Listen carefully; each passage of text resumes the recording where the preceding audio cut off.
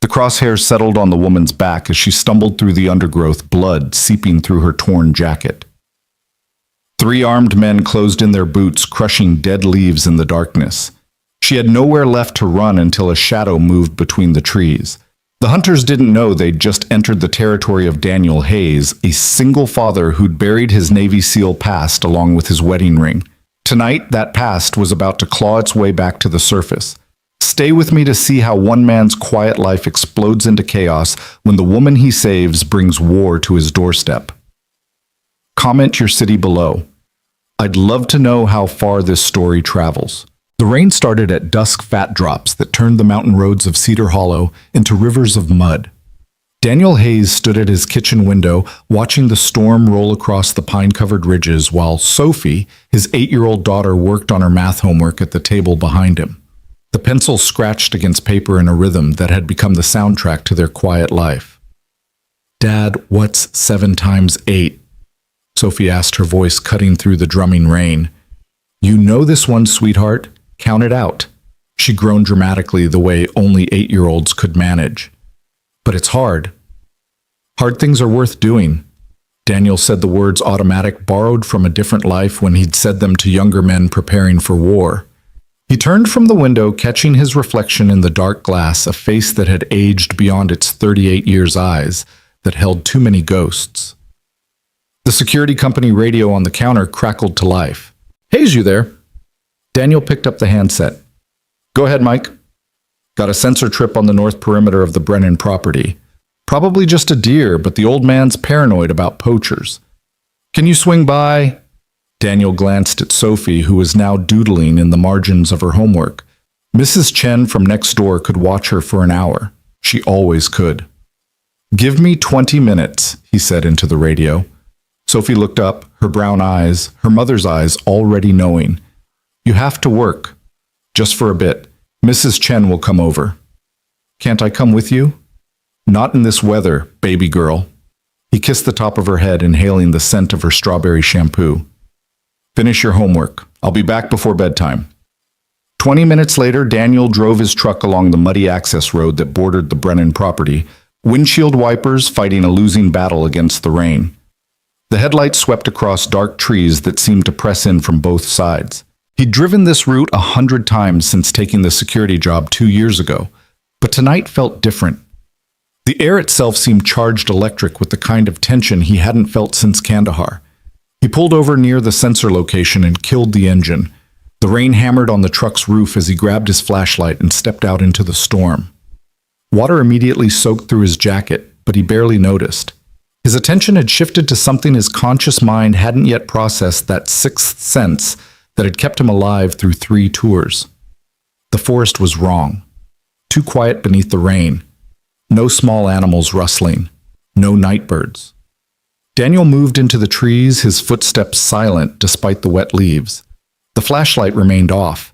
His eyes had already adjusted to the darkness, picking out shapes and shadows with practiced ease. 50 yards in, he found the first sign, broken branches at shoulder height, too deliberate to be wildlife. Then he heard it, labored breathing barely audible above the rain. He froze listening. The breathing came from his left, maybe 30 feet away. Not an animal. Human. In distress. Daniel approached slowly, every sense alert. Through a gap in the trees, he saw her.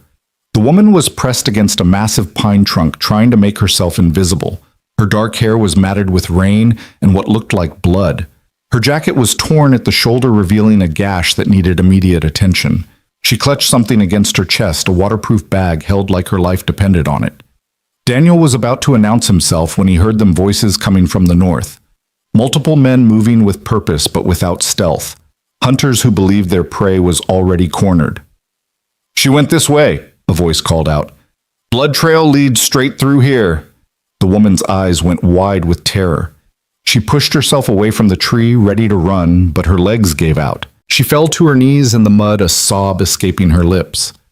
Daniel made his choice in an instant. He moved from cover, covering the distance between them in 3 quick strides.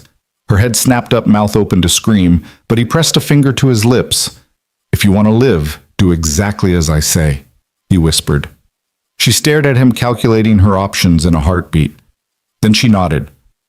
Daniel pulled her to her feet, noting how she bit back a cry of pain. Can you run? I think so. Good. Stay close. He half carried her through the trees, moving perpendicular to the approaching voices. His truck was too far and they'd hear the engine anyway. But there was another option, an old ranger station abandoned for years that he'd discovered during his security rounds.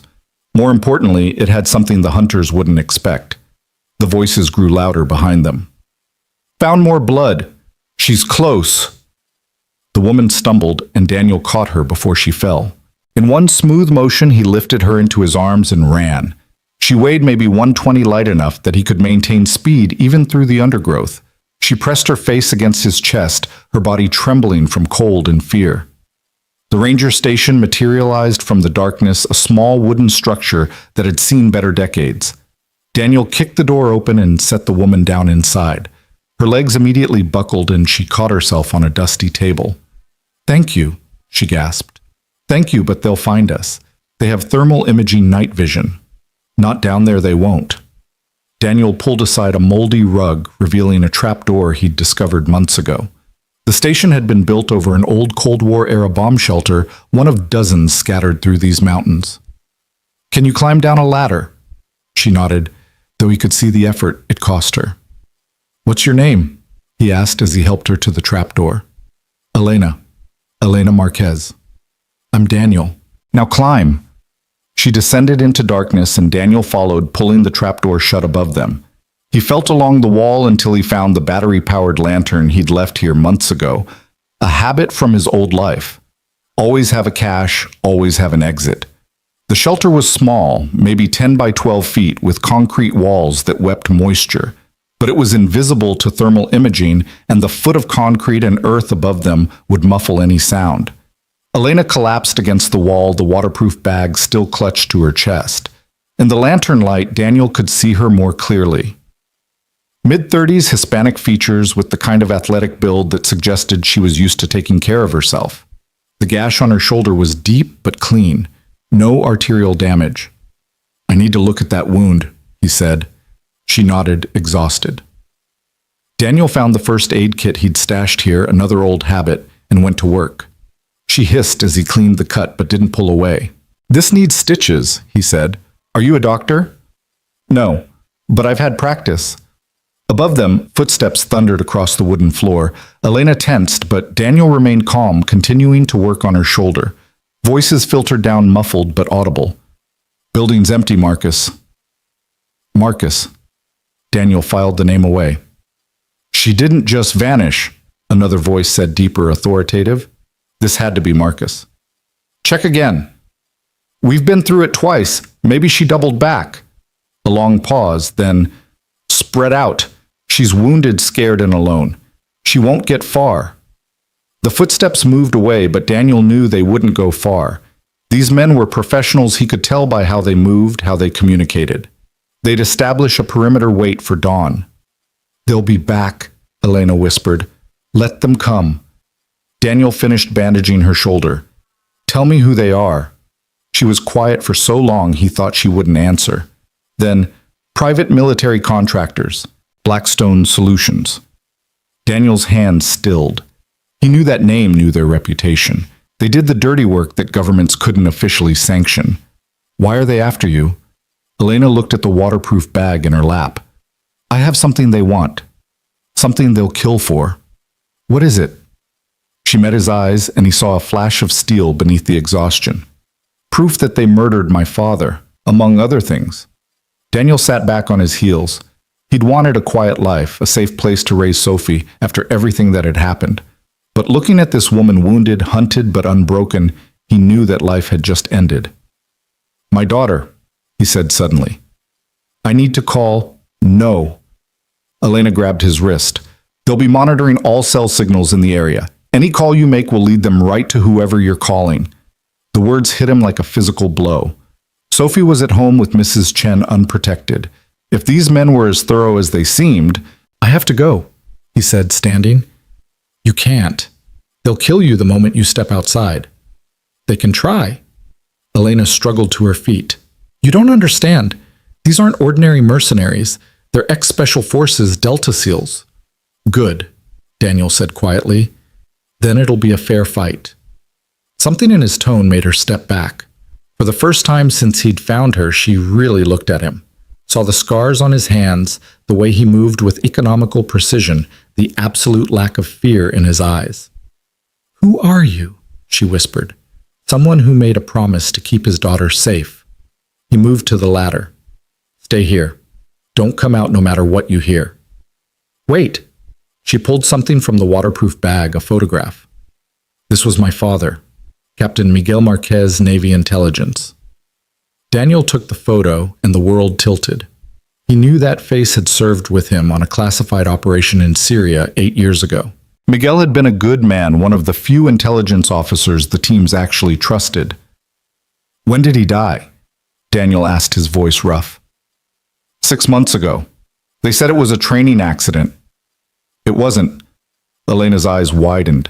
"You knew him?" "Yeah, I knew him." Daniel handed back the photo. "Stay here. I'll be back." He climbed the ladder, listened at the trapdoor for a full minute, then eased it open. The ranger station was empty, but through the window he could see flashlights moving through the trees. They were searching in a grid pattern, methodical and patient. Daniel slipped out the back door and melted into the forest. The rain had lessened to a drizzle, which made moving silently both easier and harder. Easier because the soft patter covered small sounds. Harder because the men hunting Elena would be able to hear better too.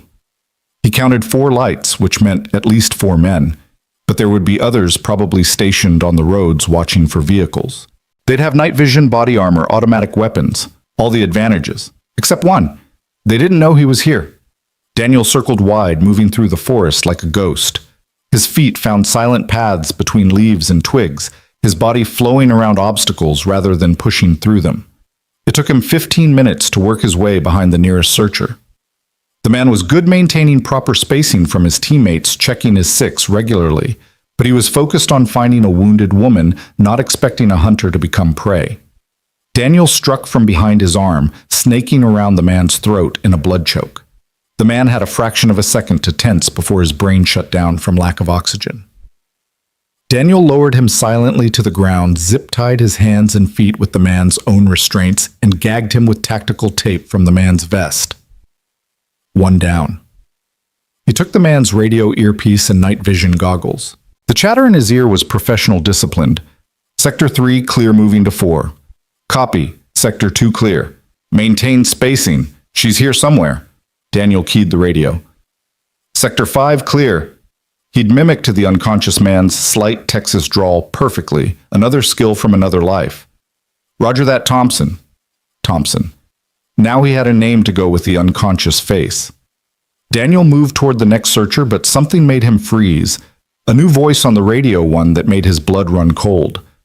"All units be advised. We've identified the Good Samaritan. Daniel Hayes, former SEAL Team 6, lives about 3 miles from here. Divorced 1 daughter. I want a team on his house now." The words hit Daniel like a sledgehammer. They knew who he was. Somehow they'd identified him, which meant Sophie. The careful, methodical approach vanished. Daniel broke into a run, no longer caring about silence. He had to get to his daughter. "Movement Sector 4. Converge, all units, converge." Muzzle flashes lit up the forest. Bullets whined past Daniel's head, shredding bark from trees.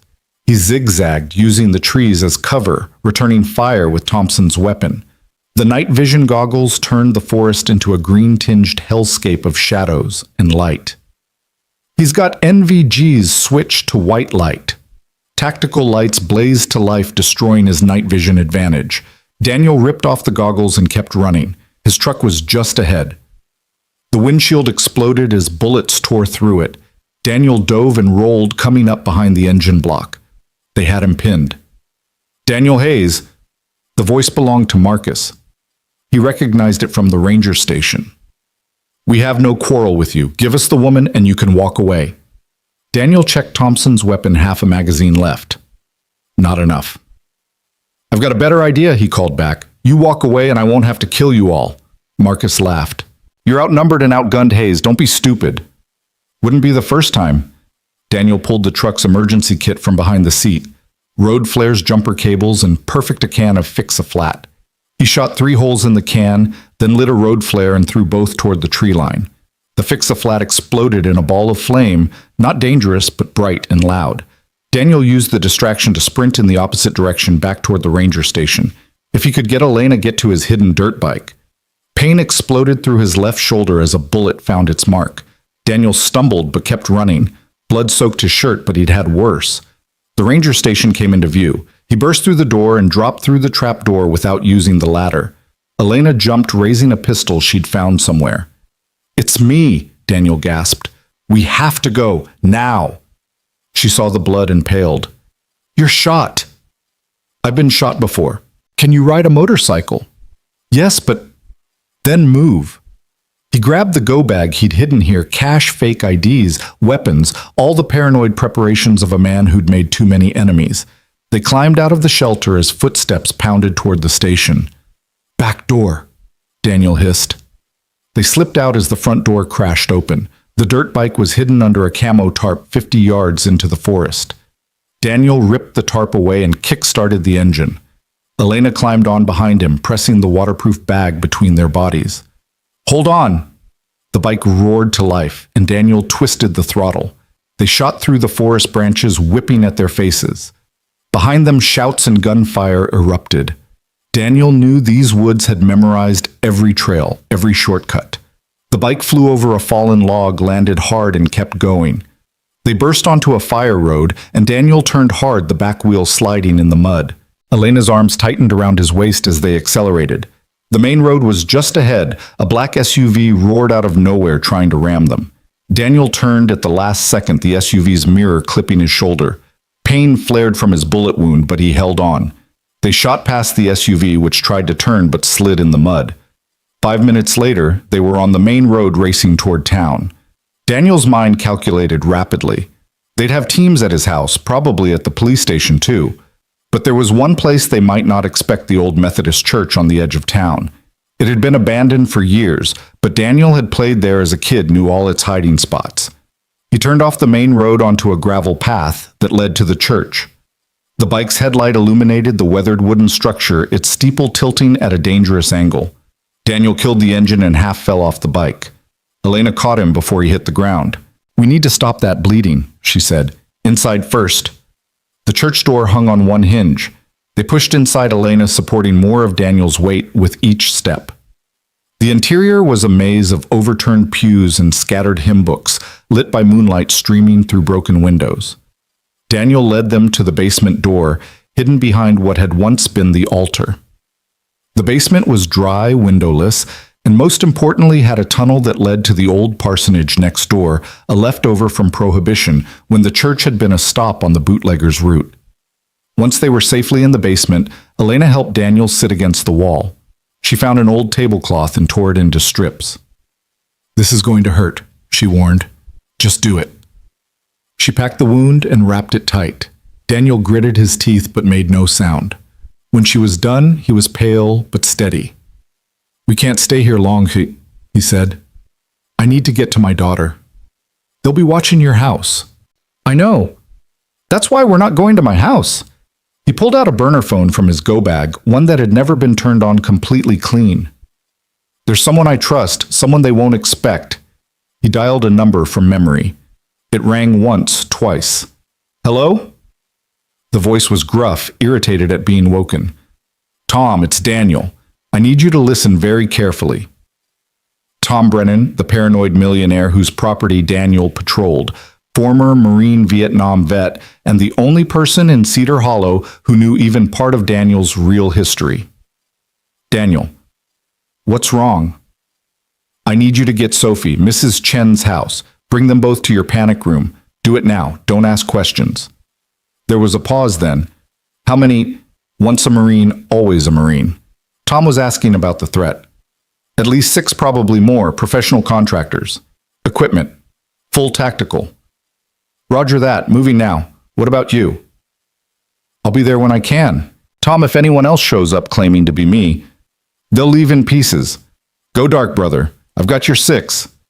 The line went dead. Daniel leaned back, finally allowing himself a moment to breathe. Sophie would be safe. Tom's compound was a fortress, and the old Marine was still deadly even at 70. Thank you, Elena said quietly. You didn't have to... Yeah, I did. Daniel looked at her. Really looked at her for the first time. Even bloodied and exhausted, there was something unbreakable about her. Your father saved my life once. Syria 8 years ago. My team was compromised about to walk into an ambush. Miguel broke protocol to warn us. Elena's eyes filled with tears. He never told me about his operations. He couldn't, but he was a good man, one of the best. Daniel shifted, wincing at the pain in his shoulder. So what's really in that bag? What got him killed? Elena was quiet for a long moment, then opened the waterproof bag. Inside were documents, photographs, and a hard drive. My father was investigating something called Operation Prometheus, she said, a black ops program that was supposed to be shut down 5 years ago. Only it wasn't. It was privatized, sold to the highest bidder. Blackstone Solutions has been running unauthorized operations on U.S. soil, eliminating witnesses, journalists, anyone who got too close to the truth.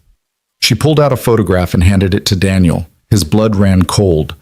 It was him, 5 years younger, in full tactical gear. Standing next to him was Marcus, the same Marcus hunting them now and in the background. That's my wife, Daniel said, his voice hollow. Ex-wife. She died in a car accident 6 months after this was taken. Elena's hand covered his. I don't think it was an accident. The words he'd never let himself think, the suspicion he'd buried with grief and guilt. Sarah's death had been too convenient, too clean. She'd been driving to meet him to tell him something important about his last mission when her car went off a cliff. No skid marks, no mechanical failure found. Your father had proof. He was gathering it when they killed him. But yes, there are documents that suggest several accidents were actually assassinations, including Sarah Hayes. Daniel closed his eyes, rage and grief warring in his chest. For 3 years he'd blamed himself. If he hadn't been deployed, if he'd been home more, if he'd chosen his family over his career. But if Elena was right, if Sarah had been murdered... I'm going to kill them all, he said quietly. No. Elena gripped his hand tighter. We're going to expose them. My father didn't die for revenge. He died for justice. Justice, Daniel laughed bitterly. You think anyone cares? You think the government doesn't already know? Some do. Some are part of it. But there are others, good people who just need proof. FBI, DOJ, even some in the CIA who've been trying to shut this down for years. She pulled out a phone, not a regular phone, but a military-grade encrypted satellite phone. I have a contact, someone my father trusted. If we can get this evidence to them, they'll bury it. They always do. Not this time. This time we have names, dates, financial records. We have recorded conversations, orders for assassinations, proof of money transfers. This time we have everything. Daniel stared at the document spread before them. Part of him wanted to burn it all, take Sophie and run, start over somewhere else. But the larger part, the part that had once sworn an oath to defend his country against all enemies, foreign and domestic, knew he couldn't walk away. All right, he said, but we do this my way. First we get Sophie somewhere safe, really safe, not just Tom's compound. Then we make copies of everything, set up dead man switches. If they take us out, this information goes everywhere. WikiLeaks, every major newspaper, every government watchdog. Agreed. But Daniel, there's something else you need to know. The way she said it made his skin crawl. Marcus Kane, the man leading the team hunting us, he was part of your unit. SEAL Team 6. The name hit like a hammer. Marcus Kane. They'd called him Reaper for his kill count. They'd served together for 2 years before Marcus had gone private sector, chasing the big money. He knows how I think, Daniel said, how I operate. But you know him too. I knew who he was. I'm not sure anyone really knows who he is now.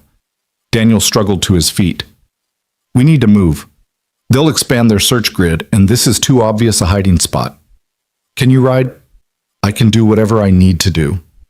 They gathered the documents and made their way through the tunnel to the parsonage. The old house was a skeleton of its former self, but it provided cover as they made their way to the edge of the property. Daniel's shoulder screamed with every movement, but he pushed through.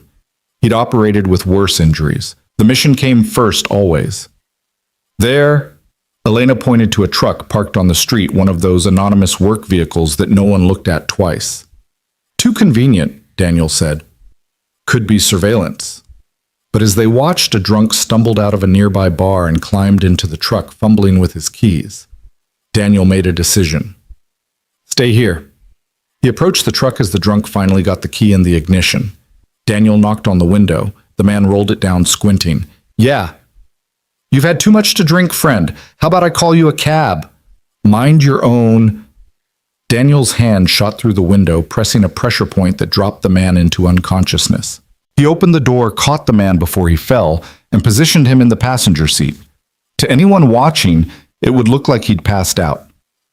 Get in, he called to Elena. She ran over and climbed in as Daniel started the truck. They drove away slowly, just another work truck heading home after a long day. Where are we going? Elena asked. Tom's first. I need to see my daughter. Then we end this. The radio in the truck crackled. It was tuned to the police frequency. Daniel was about to turn it off when he heard, "All units be advised. We have reports of shots fired at the Brennan compound.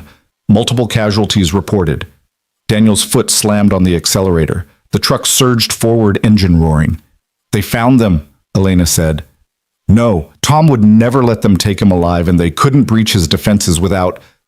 Daniel's mind raced. Unless they had someone inside, someone Tom trusted. The truck tore through the quiet streets of Cedar Hollow, Daniel taking corners at dangerous speeds. His shoulder was bleeding through the makeshift bandage, but he didn't care. Sophie was all that mattered. They created a hill and the Brennan compound came into view. It was ablaze.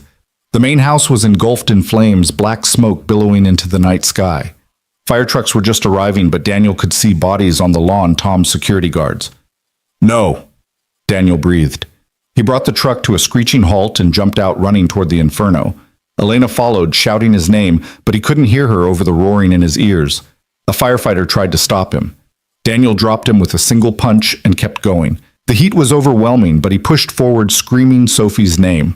Then he saw him, Marcus Kane, standing by a black SUV, watching the flames with satisfaction. Their eyes met across the chaos, and Marcus smiled. He mouthed 2 words, "Too late." Daniel's world went red.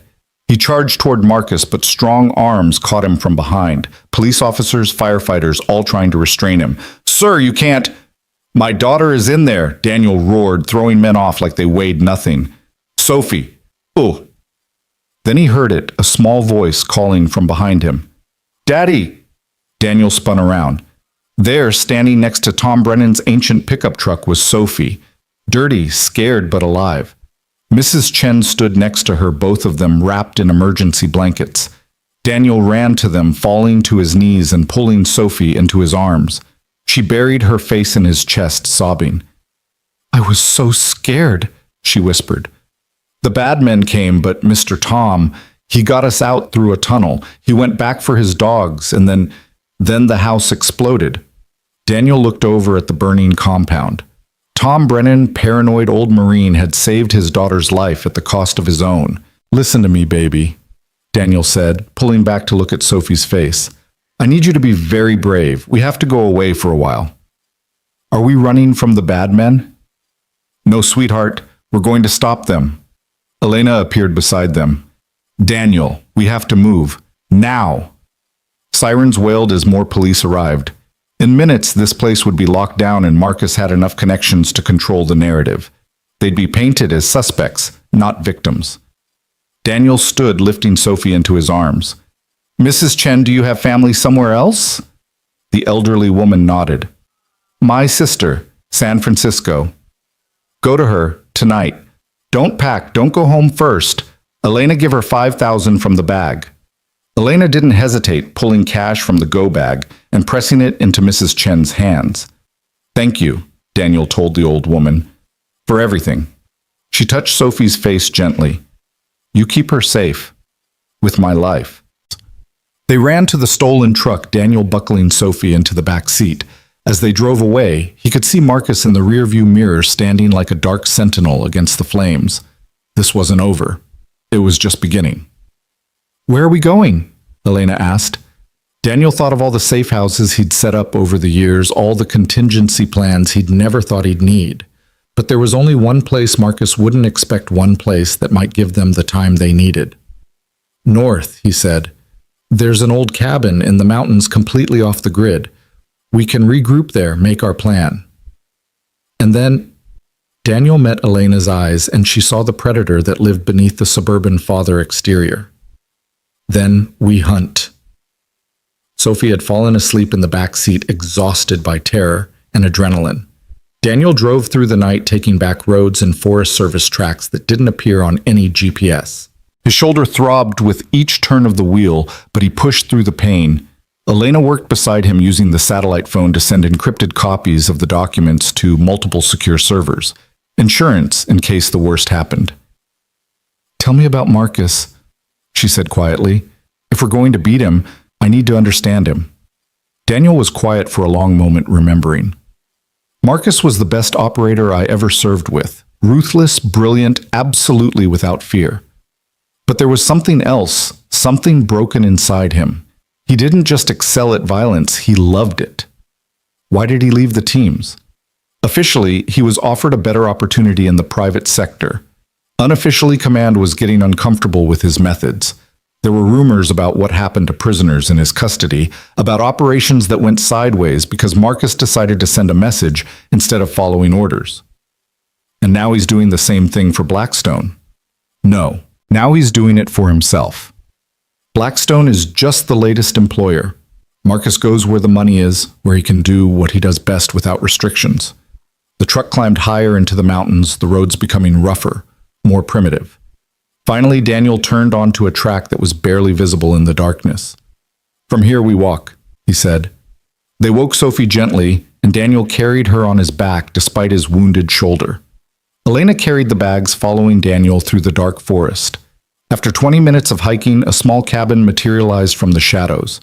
It wasn't much, one room with a loft, no electricity or running water. But it had a wood stove, supplies for a month, and most importantly, it was invisible. Daniel had bought it under an alias years ago, paid cash, never told anyone about it. Once inside, with Sophie tucked into the bed in the loft and Elena keeping watch, Daniel finally allowed himself to examine his shoulder properly. The bullet had gone through cleanly, missing anything vital, but it needed proper treatment. Elena helped him clean and dress it properly with supplies from the cabin's medical kit. Her hands were gentle but efficient. "You've done this before," he observed. "I wasn't always a journalist. I was an army nurse before I started investigating military corruption." "What made you change careers?" "I saw too many good soldiers die for bad reasons. Someone needed to ask why." Daniel studied her face in the lamplight. There was strength there, but also compassion. It was a dangerous combination, the kind that made people take on fights they couldn't win. "Your father would be proud," he said. "I hope so."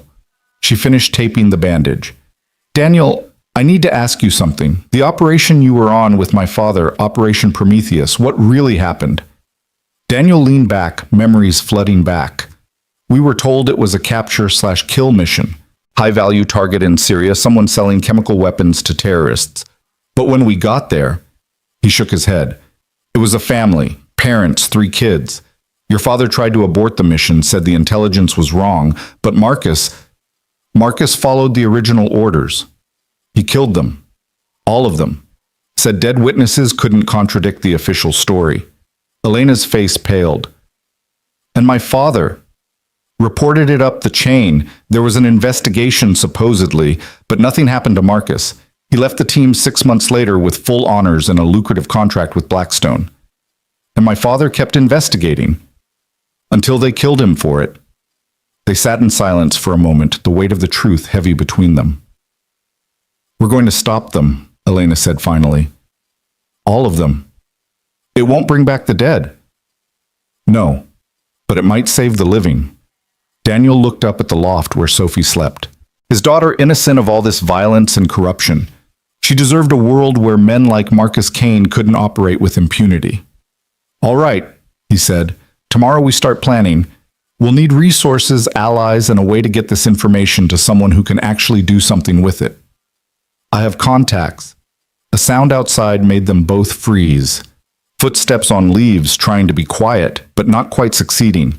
Daniel moved silently to the window, peering out into the darkness. 3 figures moving toward the cabin in tactical formation.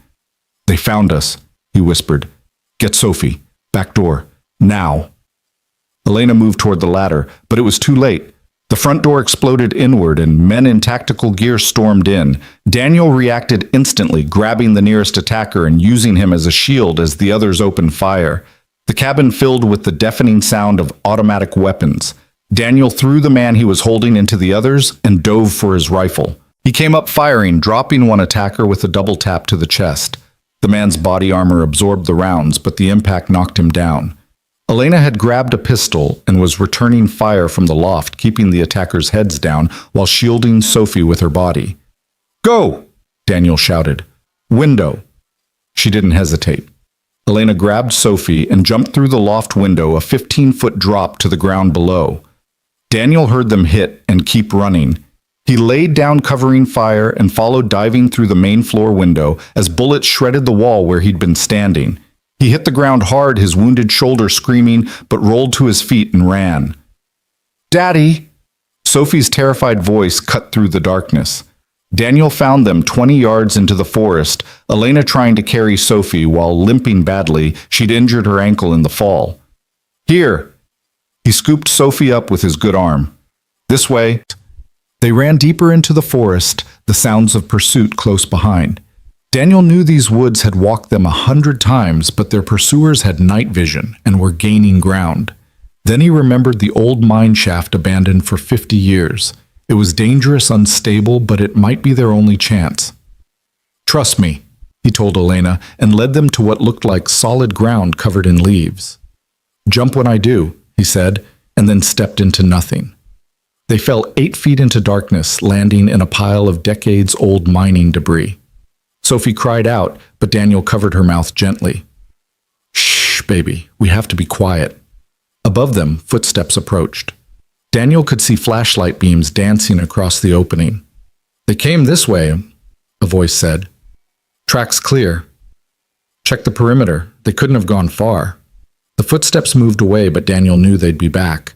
The mine shaft extended deeper into the mountain he'd explored it once years ago. It was dangerous, but staying here was certain death. "Can you walk?" he asked Elena. She tested her ankle. "I think so." They moved deeper into the mine, Daniel using his phone's flashlight sparingly. The tunnel was narrow, forcing them to move single file. Sophie whimpered, terrified of the darkness and the tons of rock above them. "It's okay, sweetheart," Daniel whispered. "Remember the story I used to tell you about the brave princess who went underground to fight the dragon?" "This isn't a story," Sophie sobbed. "No," Daniel agreed. "But you're still brave." They kept moving, the tunnel branching and twisting. Daniel tried to remember the layout from his previous exploration, but everything looked the same in the darkness. Then he heard the sound of running water. "This way!" The tunnel opened into a larger chamber where an underground stream had carved a channel through the rock. The water was freezing, but it led out. Daniel remembered it emerged near a waterfall 2 miles down the mountain. "We have to go through the water," he told them. "Daniel, she's 8 years old," Elena protested, "and if we stay here, she won't make it to 9. The harsh truth silenced any argument. Daniel lifted Sophie onto his back. "Hold on tight, baby. Don't let go no matter what." They entered the stream. The water was knee-deep and moving fast, the current trying to pull them off their feet.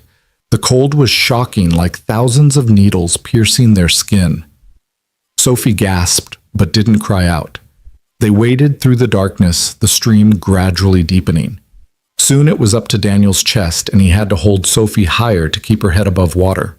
Elena struggled beside them, her injured ankle making each step agony. Then they heard voices echoing from the tunnel behind them. Their pursuers had found the mine. "Faster!" Daniel urged. The stream turned into rapids, the water white and violent. Daniel grabbed Elena's hand just as the current swept her off her feet. For a terrifying moment, he was holding both of them against the force of the water, his wounded shoulder feeling like it was tearing apart. Then the bottom dropped out. They plunged down a waterfall, falling through darkness into a deep pool. Daniel kept his grip on Sophie, turning his body to take the impact. They hit hard, the cold water driving all breath from their lungs. Daniel kicked toward the surface, his lungs burning. They broke through, gasping. Sophie was coughing, but conscious. Elena surfaced beside them, spluttering. "Swim for the shore," Daniel commanded. They dragged themselves onto a rocky beach, shivering violently. They were outside the mine entrance now, 100 feet above them, but they couldn't stop. The cold would kill them as surely as bullets if they didn't find shelter and warmth. Elena pointed to lights in the distance, a house maybe a quarter-mile away. They stumbled toward it, Daniel carrying Sophie, who was now semi-conscious from cold and exhaustion. The house was small, modest, with smoke rising from the chimney. Daniel didn't hesitate. He kicked in the door. An elderly man jumped up from his chair, reaching for a shotgun, but froze when he saw them. A wounded man carrying a child, a limping woman, all of them soaked and shivering. "Please," Daniel said, "we need help." The old man lowered the shotgun. "Jesus Christ, Mary!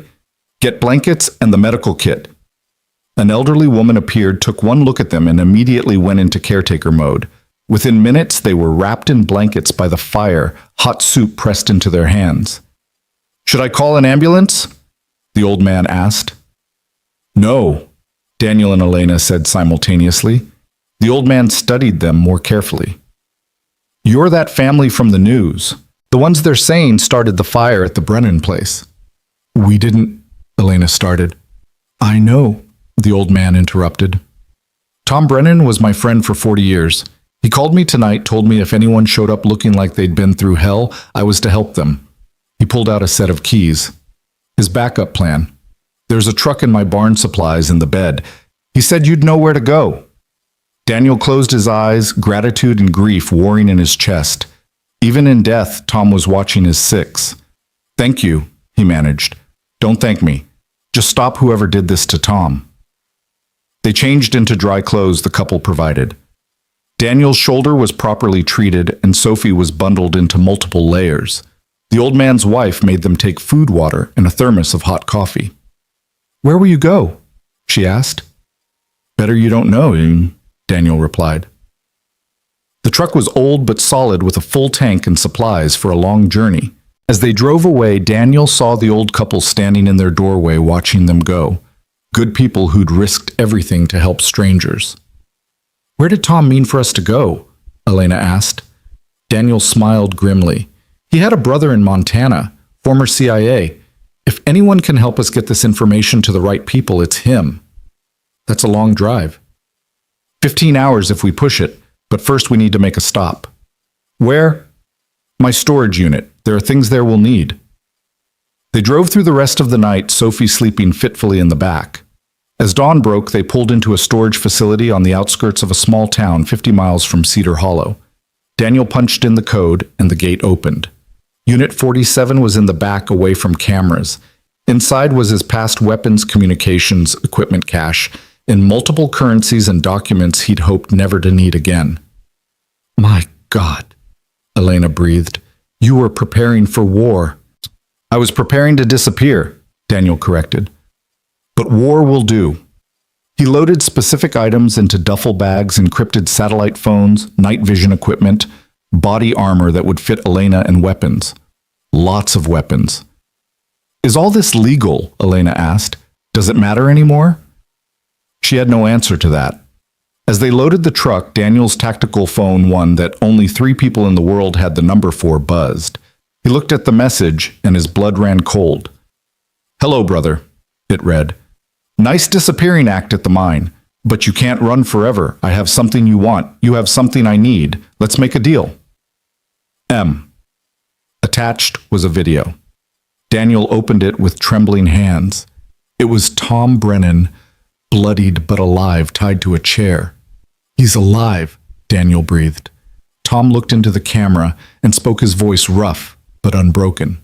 "Daniel, don't you dare trade yourself for me. You protect that little girl. That's an order, Marine." Marcus's voice came from off camera. "Touching.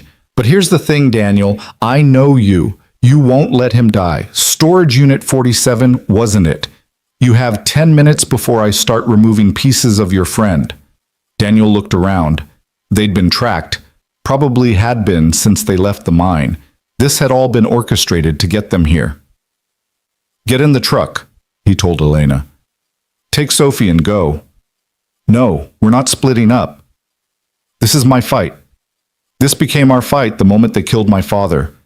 Elena's eyes blazed with determination. We do this together or not at all. Daniel wanted to argue, but there was no time. Marcus would make good on his threat. Sophie stays in the truck, he said. No matter what. Agreed. They positioned the truck for a quick escape. Sophie huddled in the back with strict instructions to stay down and hidden.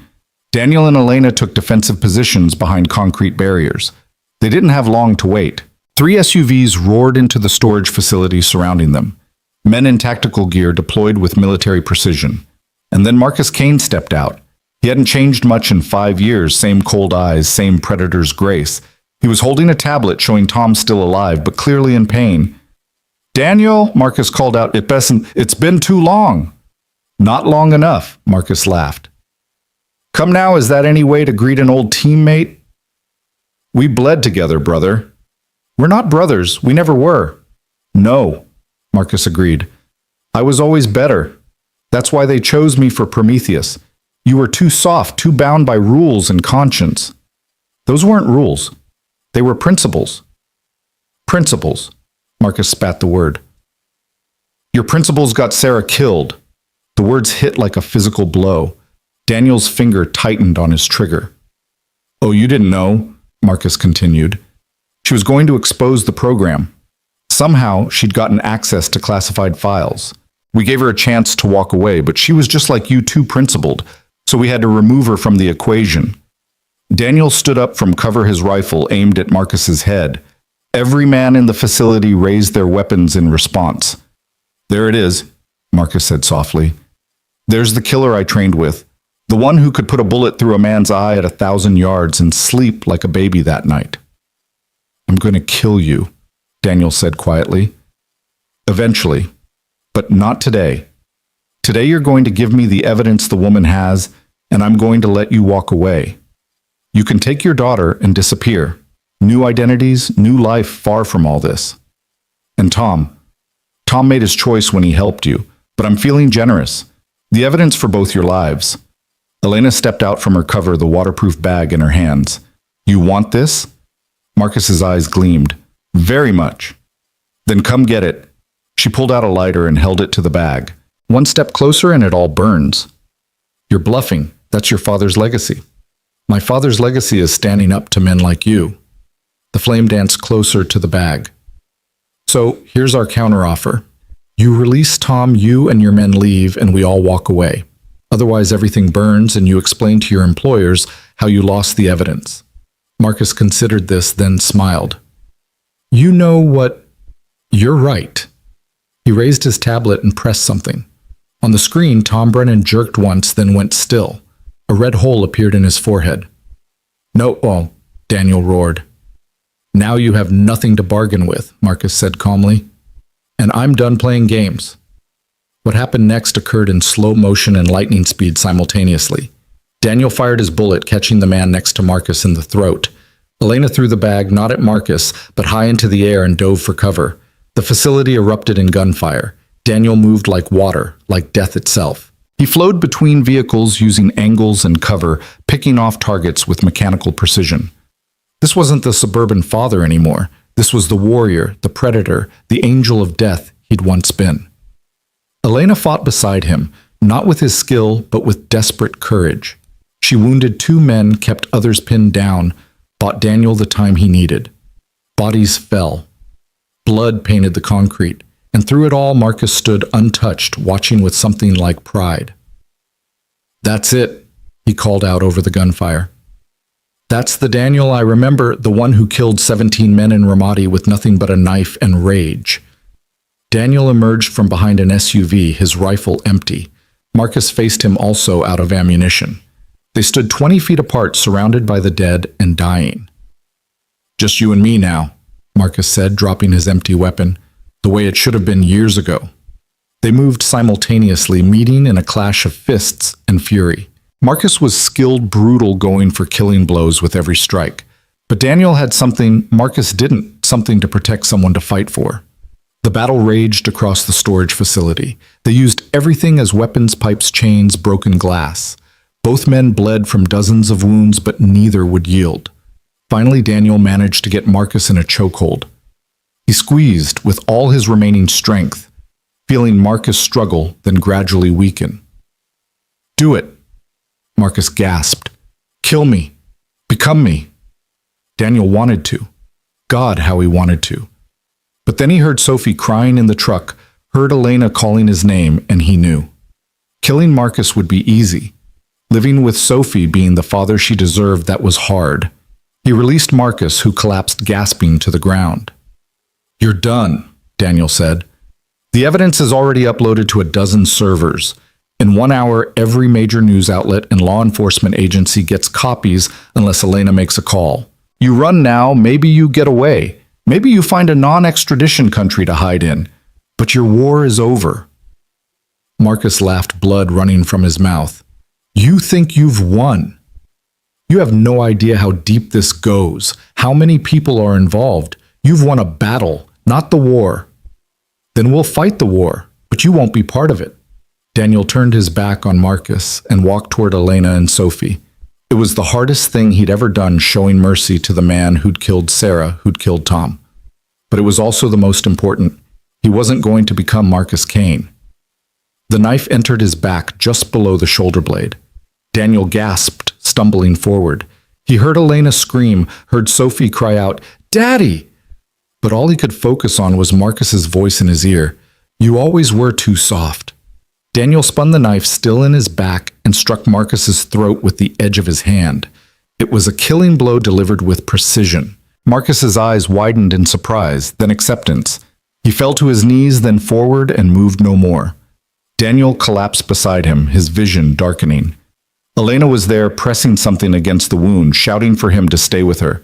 Sophie's face appeared above him, tears streaming down her cheeks. "It's okay, baby," he whispered. "It's okay." "The ambulance is coming," Elena said. "Hold on." Daniel could hear sirens in the distance. He looked at the bag Elena had thrown. It had landed safely on top of a truck intact. "Make the call," he told her. "Send everything. End this." Elena pulled out the satellite phone with bloody hands and made the call. Across the country, servers activated, files transferred, and the truth began to spread like wildfire. As the ambulance arrived and paramedics swarmed around him, Daniel held Sophie's hand and felt something he hadn't experienced in years. Peace. The war wasn't over. There would be investigations, trials, more danger to come. But for now, in this moment, holding his daughter's hand while Elena stood guard over them both. Daniel Hayes was no longer running from his past or fighting alone. He had found something worth living for, worth fighting for, worth bleeding for. He had found family. The hospital room smelled of antiseptic and fear. Daniel drifted in and out of consciousness, aware of Sophie's small hand in his, of Elena's voice, arguing with someone in the hallway. The knife had missed his lung by millimeters, the doctor said. Lucky, they called him. Daniel didn't feel lucky. He felt the weight of Tom Brennan's death, of all the deaths pressing down on him like a physical thing. "Mr. Hayes," a woman's voice unfamiliar. Daniel opened his eyes to find a FBI agent standing at his bedside, badge displayed. "I'm Special Agent Rivera. We need to talk about what happened at the storage facility." "Not without a lawyer," Elena said from the doorway, her tone sharp enough to cut steel. "Ms. Marquez, 6 men are dead. We have surveillance footage of self-defense," Elena interrupted. "We've already provided all evidence to your office, to the DOJ, to everyone. You want to arrest someone, start with Blackstone Solutions." Rivera's expression softened slightly. "We're not here to arrest anyone. In fact, we're here to protect you. The files you released, they've caused quite a stir. There are a lot of powerful people who want you silenced." Daniel tried to sit up, wincing at the pain that shot through his back. "Where's my daughter?" "Safe," Rivera assured him. "We have agents with her in the children's wing. Ms. Marquez insisted on a separate, secure area." Smart. Elena had learned fast that trust was a luxury they couldn't afford. Daniel looked at Rivera more carefully. Mid-40s, competent with the kind of tired eyes that came from seeing too much corruption and being unable to stop it. You knew, he said. Your agency knew about Prometheus. Rivera was quiet for a moment. Some of us suspected, but suspicion isn't evidence. What you've provided, it's going to change everything. Or nothing, Daniel countered. How many investigations have been buried? How many witnesses have disappeared? This time is different. Why? Because this time the whole world is watching. Rivera pulled out a tablet showing news feeds from around the globe. The leaked documents were everywhere, front-page headlines trending on social media, the subject of emergency congressional hearings. You've started something that can't be stopped. Daniel wasn't convinced, but before he could respond, commotion erupted in the hallway. Shouting, then the sound of fighting. Rivera's hand went to her weapon. The door burst open. A man in a doctor's coat stood there, but Daniel recognized the stance, the way he held himself. Operator. The man raised a silenced pistol. Rivera was fast, but not fast enough. The first shot took her in the shoulder, spinning her around. Elena launched herself at the attacker, but he backhanded her into the wall. The pistol swung toward Daniel. Time slowed. Daniel could see the man's finger tightening on the trigger, could calculate the trajectory of the bullet that would end his life. But he couldn't move fast enough, not with his injuries. The window exploded inward. A figure in black tactical gear swung through on a rappelling rope, firing before his feet even hit the floor. The fake doctor crumpled his shot, going wide. The tactical operator, Daniel couldn't see his face behind the balaclava, swept the room with his weapon, then spoke into a throat mic. Package secure. One friendly wounded, need medical now. More operators flooded the room, setting up defensive positions. One knelt beside Rivera, applying pressure to her wound. The first operator approached Daniel's bed and pulled off his balaclava. Daniel's breath caught. He knew that face: Jake Morrison, former Delta Force, a man he'd worked with on 3 operations before Jake had supposedly died in Afghanistan. Hey brother, Jake said with a crooked smile. Heard you could use some help. You're dead, Daniel managed. Officially. Unofficially, I work for people who've been trying to shut down Prometheus for years. People in the shadows who still believe in doing the right thing. There's no such thing anymore. Maybe not, but we're going to pretend there is. Jake helped Daniel sit up. We need to move you, all of you. This won't be the last attempt. Where? Somewhere safe, really safe. Not witness protection safe, but black site safe. Until the hearings are over and everyone involved is either dead or behind bars.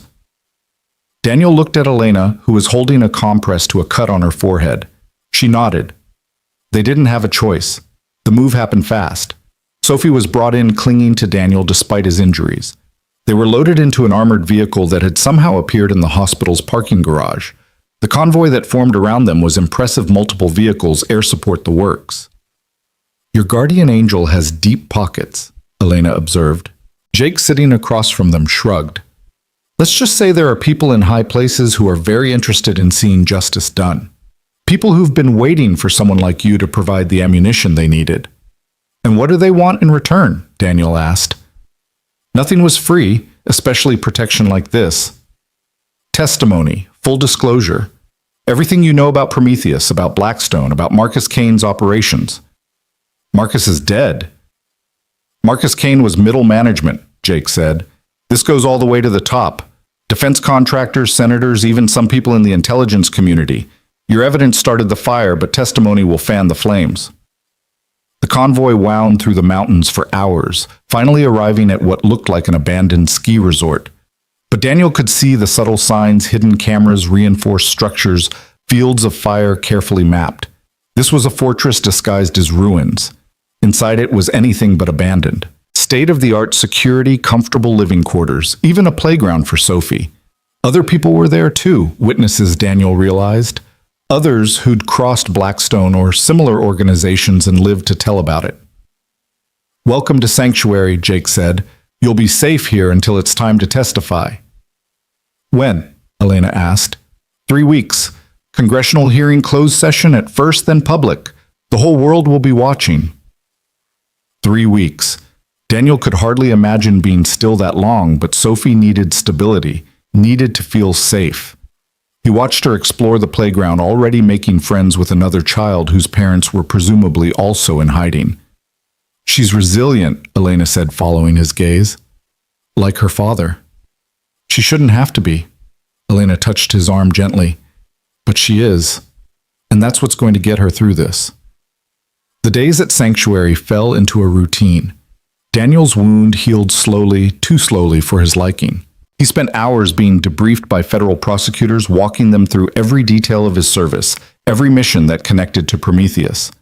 Elena did the same with her father's investigation, the two narratives weaving together to form a damning picture of corruption and murder.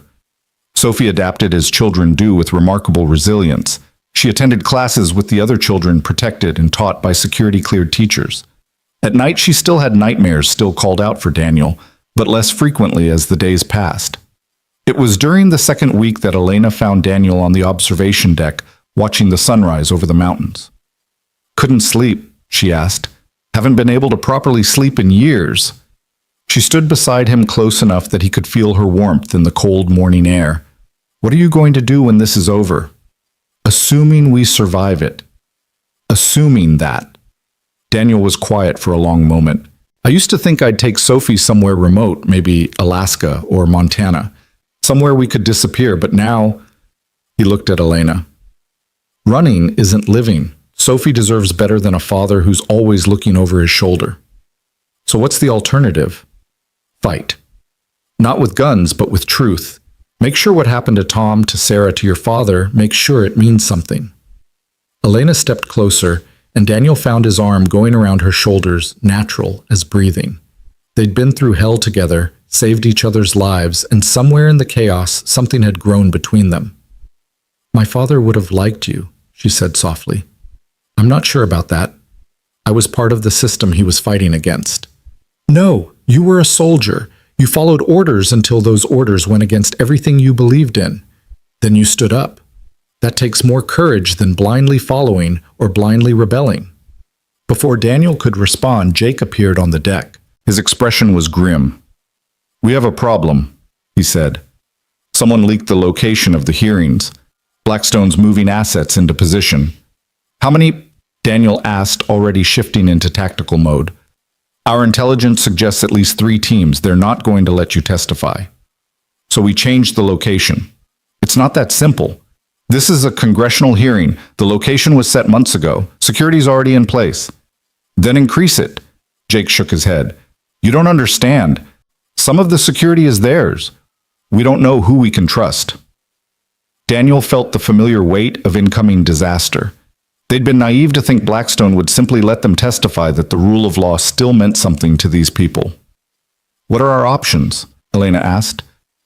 "We can try to get you there in secret, hope we can protect you long enough to testify, or you don't go. You stay hidden, stay safe." "That's not an option," Daniel said flatly. "We testify, or all of this was for nothing." Jake nodded like he'd expected that answer. "Then we do this smart. Multiple routes, decoy convoys, and a small team of people I trust absolutely." "How small?" 4 operators, including me. Any more, and we risk infiltration. 4 operators to protect them against 3 teams of Blackstone mercenaries. The odds were terrible, but Daniel had faced worse. "When do we leave?" "Tomorrow night. We'll move under cover of darkness, take a route they won't expect." The next 36 hours passed in tense preparation. Daniel worked with Jake's team, planning routes, contingencies, fallback positions. Elena prepared her testimony, organizing the evidence into a coherent narrative that would be impossible to deny or dismiss. Sophie sensed the tension and became clingy, refusing to let Daniel out of her sight. "Are the bad men coming back?" she asked as Daniel tucked her into bed the night before they were to leave. He wanted to lie to tell her everything would be fine, but she deserved better than comfortable lies. "Maybe, but I won't let them hurt you." "What about you? Will they hurt you?" Daniel kissed her forehead. "I'm pretty tough, baby girl, and I've got help this time." "Elena's helping." "Yeah, she is." Sophie considered this.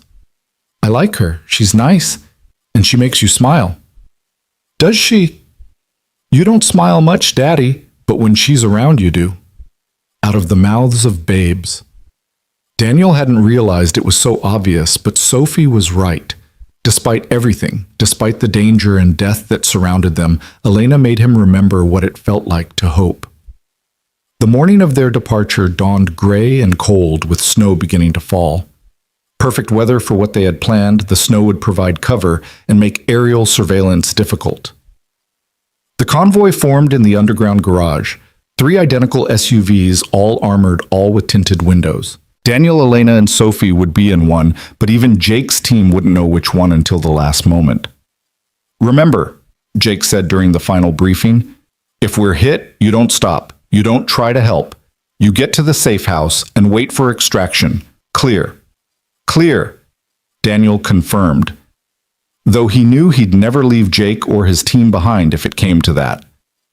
They loaded into the vehicles, Sophie clinging to her stuffed elephant, the one thing she'd managed to save from their old life. Elena sat beside them, her hand finding Daniel's as the convoy began to move. The first hour was quiet. They wound through mountain roads, the snow falling heavier now, visibility dropping.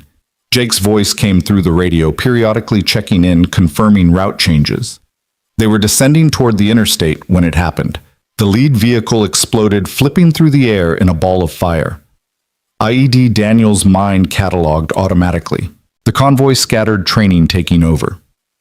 "Contact front," Jake's voice crackled through the radio. "Multiple shooters, elevated positions." The world erupted in gunfire. Bullets sparked off the armored glass of their SUV as the driver, one of Jake's men, threw the vehicle into a controlled skid, using it as cover. "Stay down!" Daniel shouted, pushing Sophie to the floor and covering her with his body. Through the windows, he could see muzzle flashes from the tree line. At least a dozen shooters positioned perfectly for an ambush. They'd known the route. Someone had leaked it. "We need to move," the driver shouted. "They'll have the road blocked ahead." "Off-road," Daniel commanded, "through the trees." The driver didn't hesitate, yanking the wheel hard right and plowing into the forest. Trees scraped against the vehicle branches, shattering against the reinforced windows. Behind them, the firefight continued, Jake and his team buying them time with their lives. They burst out of the trees onto another road, nearly colliding with a civilian pickup truck. The driver corrected tires, screaming, and accelerated toward the highway. "Jake, we're clear," Daniel said into the radio. "What's your status?" "Static." Then faintly, "Go. Safe house. We'll hold." The transmission cut off. Elena was already on the satellite phone calling for help, for backup, for anything. But Daniel knew the truth. They were on their own now. The safe house was 40 miles away, a nondescript house in a suburban neighborhood. They made it in 20 minutes, the driver pushing the damaged SUV to its limits. They pulled into the garage, the door closing behind them before the engine even stopped. "Everyone okay?" Daniel asked, checking Sophie for injuries. She nodded, tears streaming down her face, but unhurt. Elena had a cut on her cheek from flying glass, but nothing serious.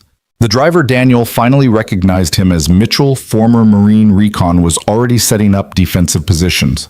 "They'll find us," he said. "That ambush was too well coordinated. They knew our routes, all of them." "How long do we have?" Daniel asked. "An hour, maybe 2. Not enough time for help to arrive, assuming help was even coming. Daniel made a decision. "You take Elena and Sophie," he told Mitchell. "Get them to the hearing." "No," Elena said immediately. "We're not splitting up." "Elena?" "No." Her voice was fierce. "We do this together or not at all. That's what you told me, remember." Before Daniel could argue, his phone buzzed. Unknown number. He almost ignored it, then answered on instinct. "Hello, Daniel." The voice was familiar but unexpected. Senator Patricia Walsh, chair of the Intelligence Committee. "Senator, I'm aware of your situation, the ambush, the leak it came from inside my committee. I'm handling it, but you need to know you're walking into a trap. The hearing compromised, but if you don't show they win, everything gets buried." She paused. "There's another way. The press is gathered outside the building. If you go public, if you testify in front of the cameras instead of behind closed doors, they can't stop you. They won't dare not with the whole world watching." "They'll try." "Yes, which is why I'm sending you help. Real help. Check your door in 30 seconds. The line went dead. Daniel looked at Mitchell, who shrugged and kept his weapon trained on the door. 30 seconds passed. A knock. 3 short, 2 long, 1 short. Military pattern. Daniel opened the door carefully. A full tactical team stood outside 8 operators in unmarked gear. The lead operator removed his helmet, revealing a face Daniel knew well. Master Sergeant Roy Collins, his former team leader from SEAL Team 6. "Heard you could use some backup," Roy said with a grin. "You're supposed to be in Afghanistan." "Was. Until I saw what you released about Prometheus, about what they did to Sarah." Roy's expression hardened. "A lot of us have been waiting for a chance to make this right. Senator Walsh gave us that chance." Behind Roy, more vehicles pulled up. More operators, all former special forces, all men Daniel had served with or trained with, men who'd kept their honor when the system around them corrupted. "How many, Daniel asked. 42, all volunteers, all ready to ensure you make it to that hearing." For the first time since the ambush, Daniel felt hope. Not just for survival, but for victory. "Then let's end this, Shep," he said. The convoy that formed was unlike anything that had protected them before.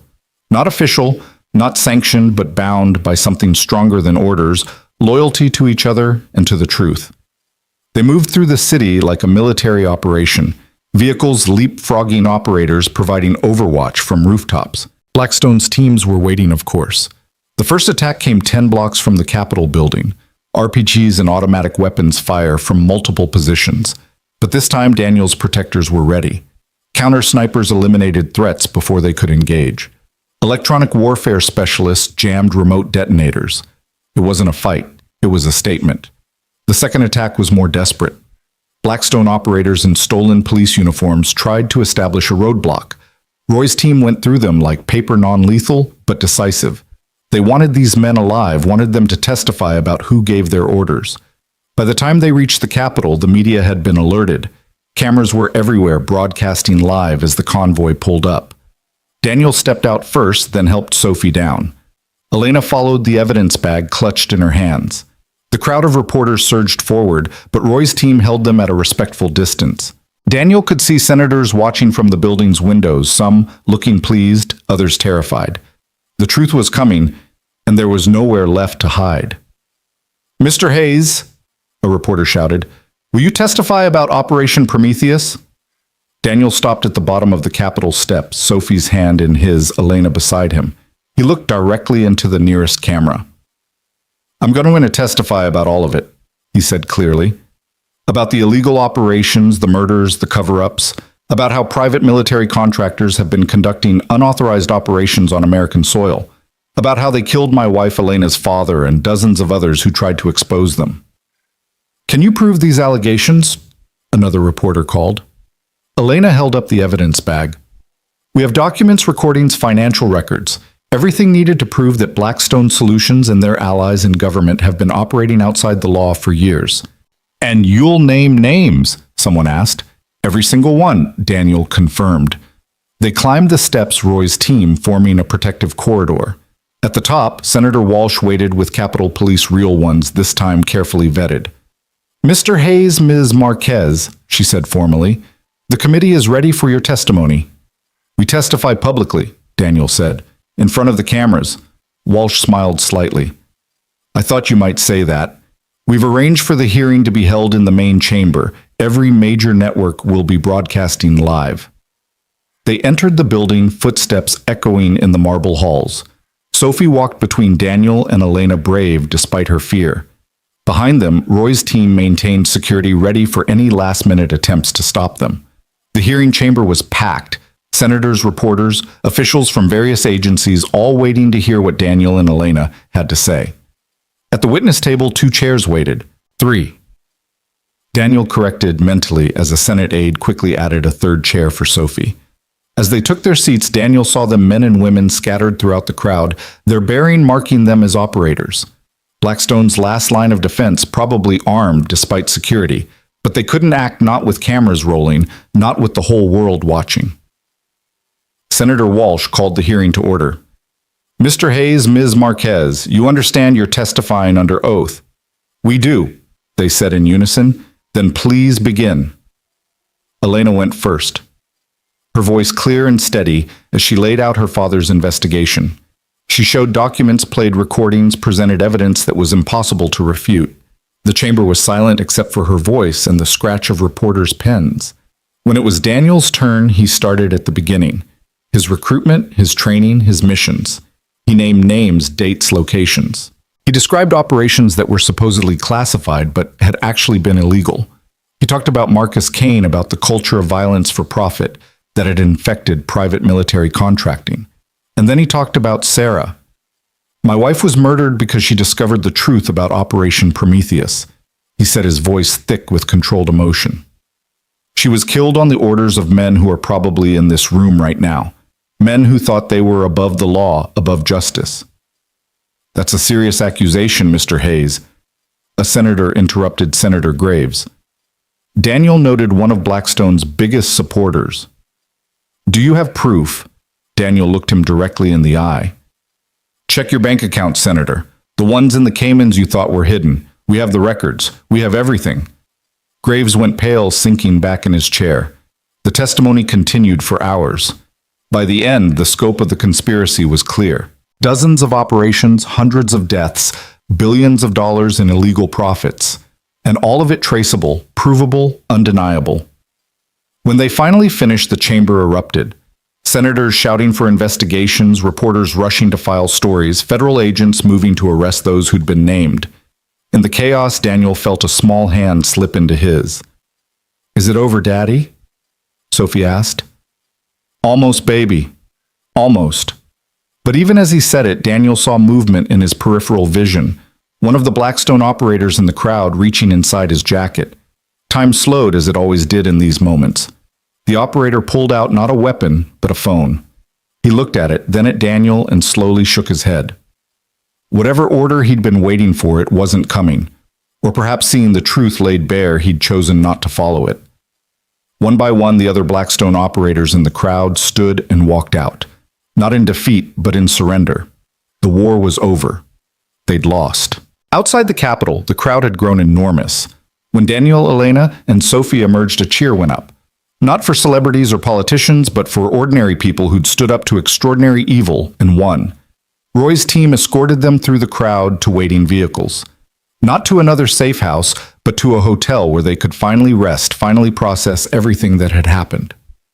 That night, as Sophie slept peacefully for the first time in weeks, Daniel stood on the hotel balcony looking out over the city. Elena joined him as he'd known she would. What now? She asked. Now we rebuild.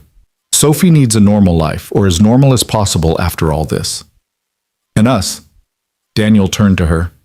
In the chaos and violence they'd found, something neither had expected. Not just partnership, but possibility. I don't know, he admitted, but I'd like to find out. Elena smiled, the first real smile he'd seen from her since this all began. So would I. They stood together in comfortable silence, watching the city lights, the weight of the past weeks slowly lifting. Tomorrow would bring new challenges, trials, testimony, the long process of justice. But tonight, they were alive, they were free, and they were together. In the room behind them, Sophie stirred in her sleep, then settled. No nightmares tonight. No running, no fear. Just peace, hard-won and precious.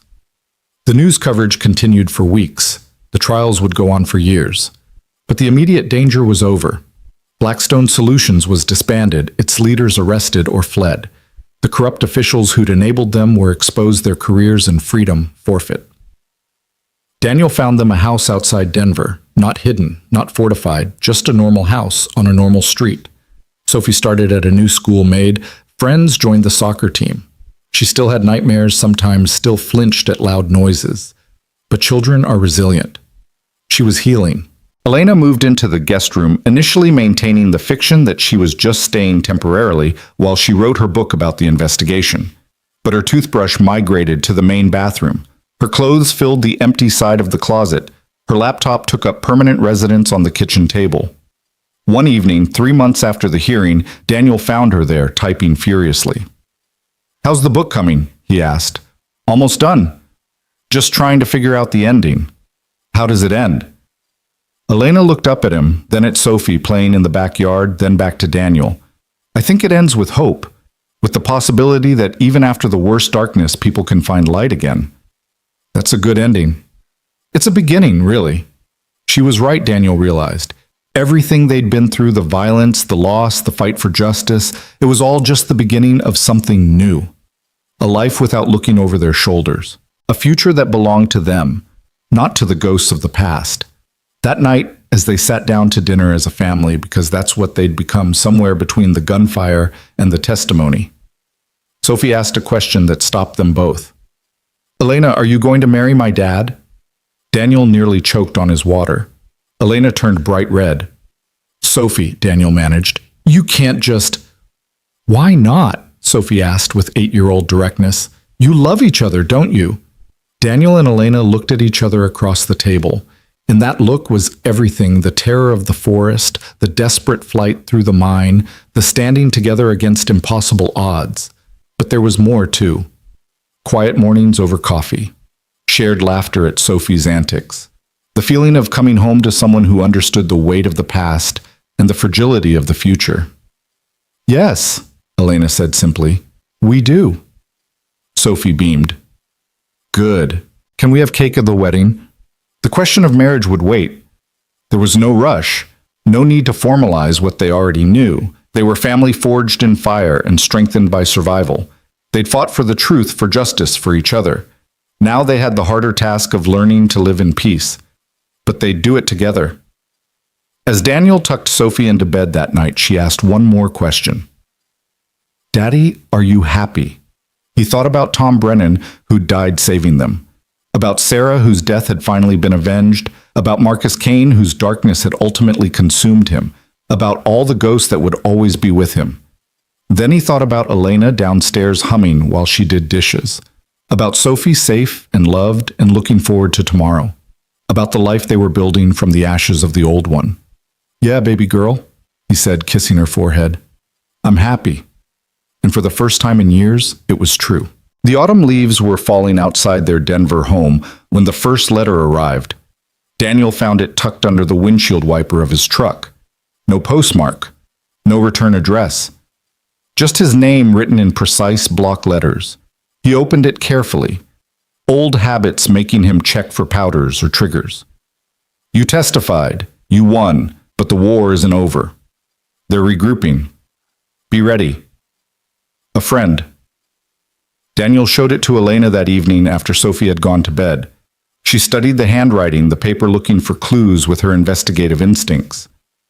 Could be a crank, she said, though her tone suggested she didn't believe it. The trials have been all over the news, lots of conspiracy theorists out there. Could be, Daniel agreed, but he started checking the house's security systems more frequently, started watching cars that lingered too long on their street. 3 days later, Jake Morrison called. He'd survived the ambush barely and spent months recovering in a CIA medical facility. His voice was different now, rougher, like something had broken inside him that couldn't be fully healed. We need to talk, Jake said. Not on the phone. Can you come to DC? Is Sophie safe here? For now. But Daniel, things are happening. Things that weren't in the files you released. Daniel made arrangements with Elena's cousin to watch Sophie for a few days, telling his daughter it was a work trip, nothing more. She accepted it with the resignation of a child who'd learned that sometimes adults had to do things that took them away. The flight to DC was turbulent, matching Daniel's mood.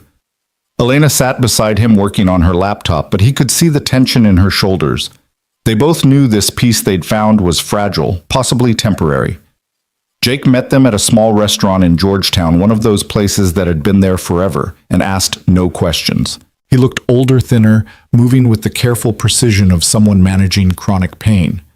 Prometheus wasn't the only program, he said without preamble.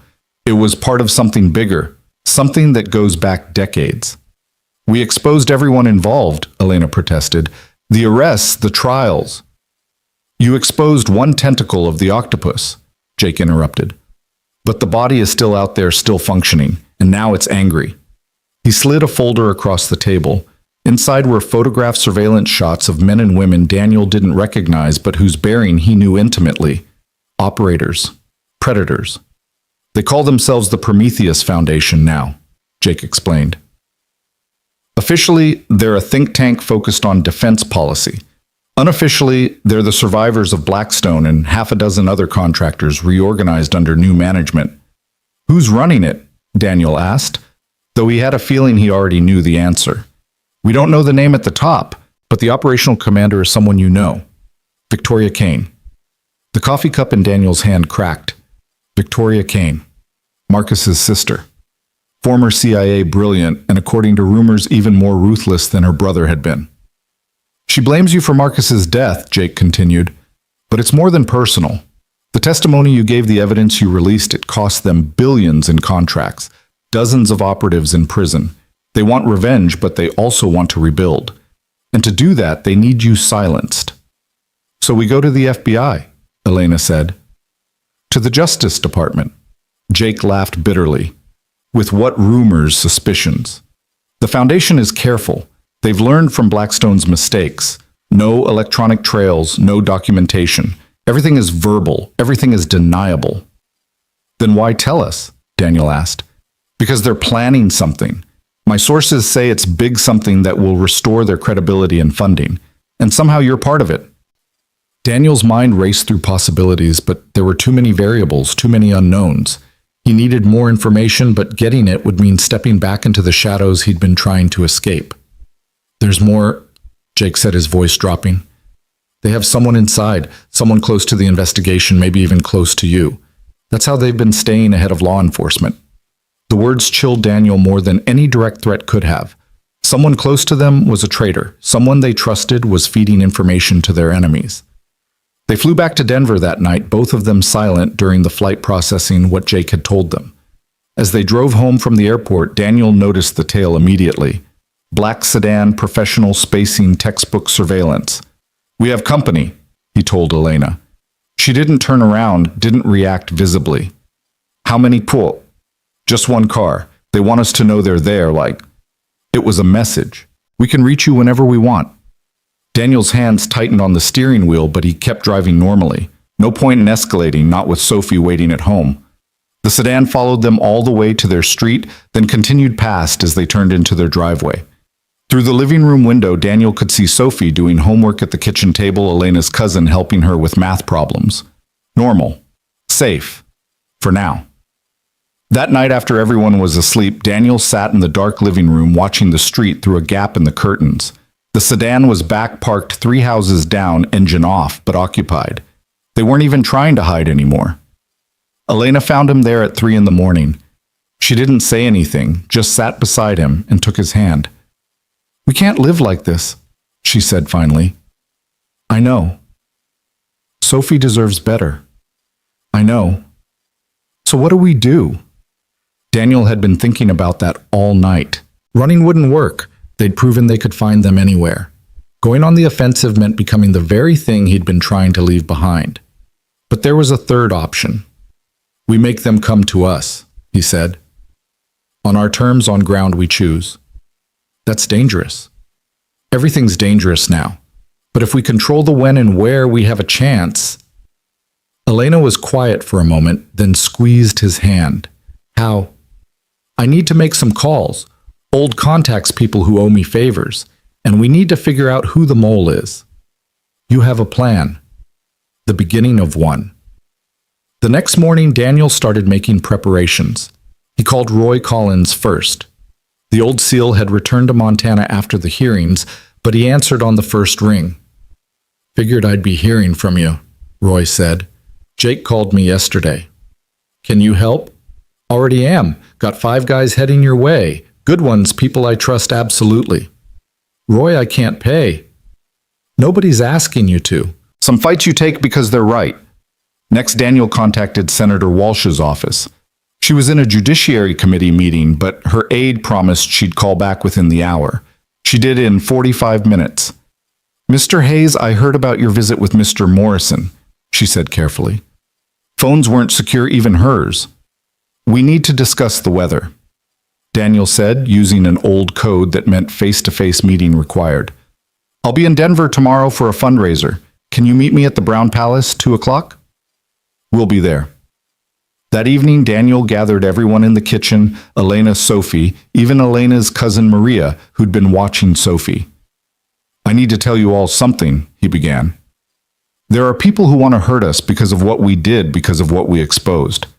I'm going to stop them, but things might get scary for a while. Sophie's face had gone pale, but she nodded bravely. Like before, like with the bad men in the forest. Similar, but we're ready this time. We know they're coming. Are we going to run away again? No, baby. We're going to stand and fight, but I need you to be brave to follow instructions exactly when I give them. Can you do that? Sophie stood up and hugged him tightly. I can be brave, Daddy. I learned from you. Daniel's throat tightened. 8 years old, and already she'd seen more violence than most adults. It wasn't fair, wasn't right, but it was their reality. Maria spoke up. Mr. Hayes, I should go. This isn't my fight.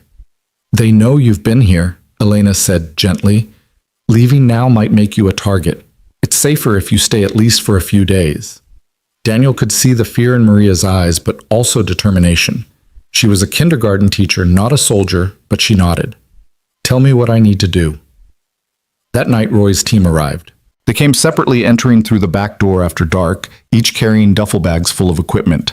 Daniel knew 3 of them from previous operations, solid operators who'd kept their skills sharp in the civilian world. They set up a command post in the basement, installing cameras, motion sensors, and communication equipment. The house was transformed from a suburban home into a defended position, though nothing visible from the outside changed. They're still watching. One of Roy's men reported monitoring the surveillance feeds, same sedan rotating crews every 8 hours. Let them watch, Mom, Daniel said. I want them to think we're scared, hunkered down. The meeting with Senator Walsh the next day was illuminating.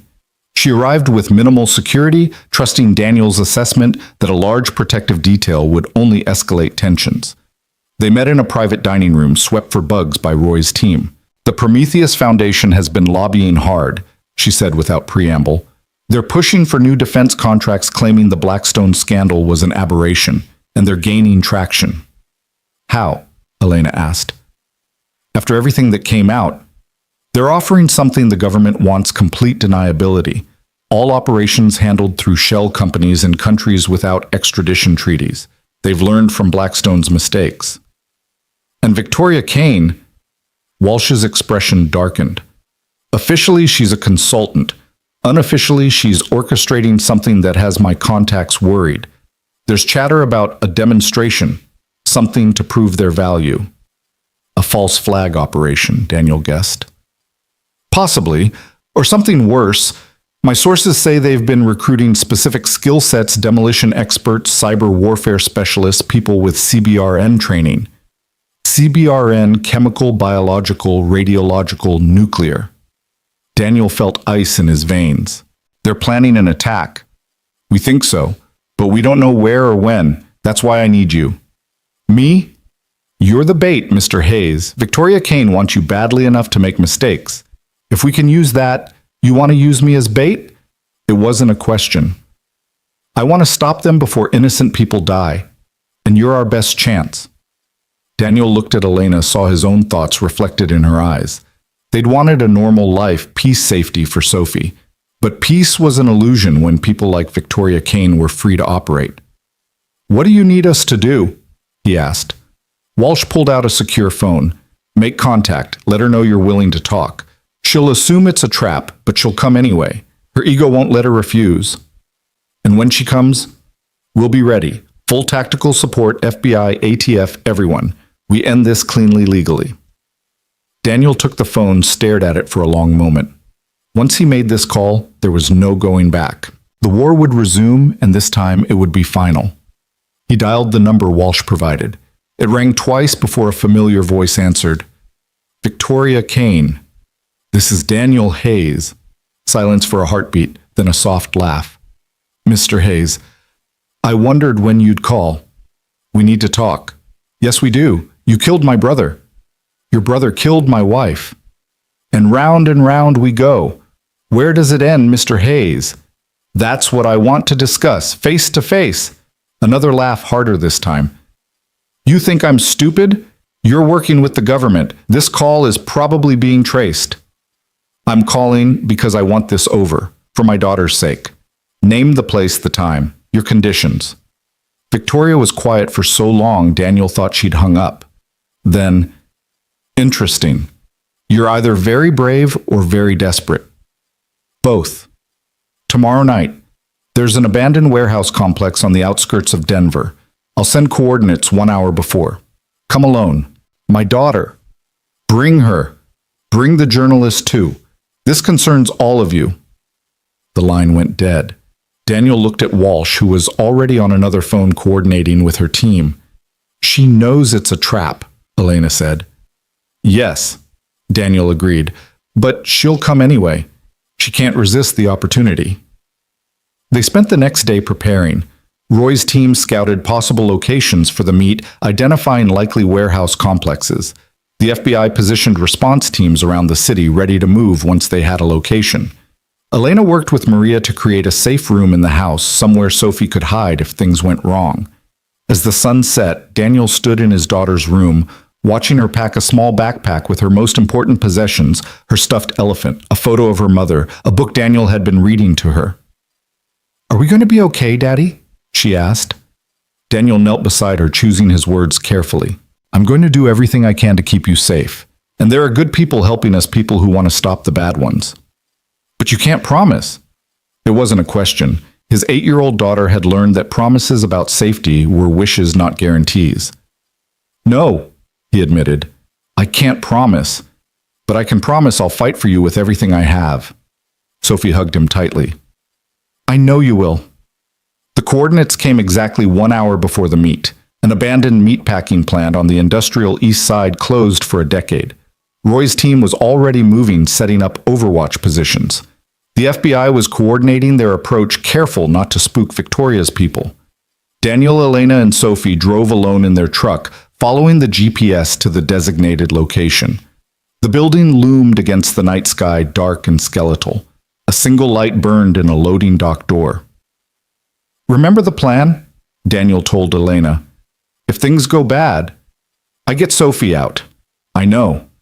They parked and walked toward the light, Sophie between them. Daniel could feel crosshairs on his back, knew Victoria's people were watching, but Roy's team was out there too, guardian angels in the darkness.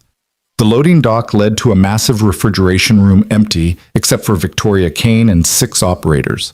She was smaller than Daniel had expected, but her presence filled the space. She had Marcus's eyes, cold, calculating, predatory. Mr. Hayes, she said pleasantly. Ms. Marquez, and little Sophie, you look just like your mother. Don't talk about her mother, Daniel said quietly. Victoria smiled. Touchy subject, I understand. Marcus was touchy for me too. Until you murdered him. It was self-defense. It was execution. But I'm not here for revenge. Not entirely. Then what? Victoria began pacing her operators, maintaining their positions. You destroyed something that took decades to build. Blackstone, Prometheus, all of it. But you didn't destroy the need for it. Governments still need deniable operations. Corporations still need protection. The work continues just under new management. Your management. I'm rebuilding better, smarter, learning from past mistakes. No more cowboys like Marcus, no more sloppy operations that leave trails. Professional, efficient, invisible. And you want what from us? Victoria stopped pacing, faced them directly. I want you to recant your testimony. Publicly state you were coerced, that the evidence was fabricated. Help restore confidence in private military contracting. Elena laughed, sharp and bitter. You're insane. Am I? Your testimony destroyed lives, ended careers. Good people, patriots who served their country are now in prison because of you. Murderers are in prison because of us, Daniel corrected. One person's murder is another's patriot. The operations Blackstone conducted saved American lives, prevented terrorist attacks. The methods were harsh, but the results spoke for themselves. You killed civilians, children. Collateral damage in a larger war. Something you once understood, Mr. Hayes. How many innocents did you kill in the name of freedom? The words hit home as she'd known they would. Daniel had killed in service to his country, had made peace with necessary evils. But But there was a line, and Blackstone had crossed it. "I won't recant," he said firmly. "Neither will Elena." "I thought you might say that." Victoria pulled out a tablet showing a live feed. It was Sophie's school children playing in the yard. "Cute school, very progressive, minimal security." Daniel stepped forward, but the operators raised their weapons. "You touch one child." "I won't have to. You're going to cooperate or accidents will happen. Not just at the school, but everywhere you go. Your friends, Elena's family, everyone you care about will be in danger. Unless what? You work for me. One job using your particular skills. Complete it successfully, and we disappear from your lives forever." "What job?" Victoria smiled. "There's a senator causing problems for our rebuilding efforts. Patricia Walsh. She needs to have an accident." The temperature in the room seemed to drop. Senator Walsh, who'd helped them, who was standing against the foundation. "I won't kill for you," Daniel said. "You've killed for worse people. At least with me you know what you're getting. Complete transparency, just one life to save dozens." "No." "Then Sophie will grow up without a father, and probably without Elena too. Accidents are so common these days."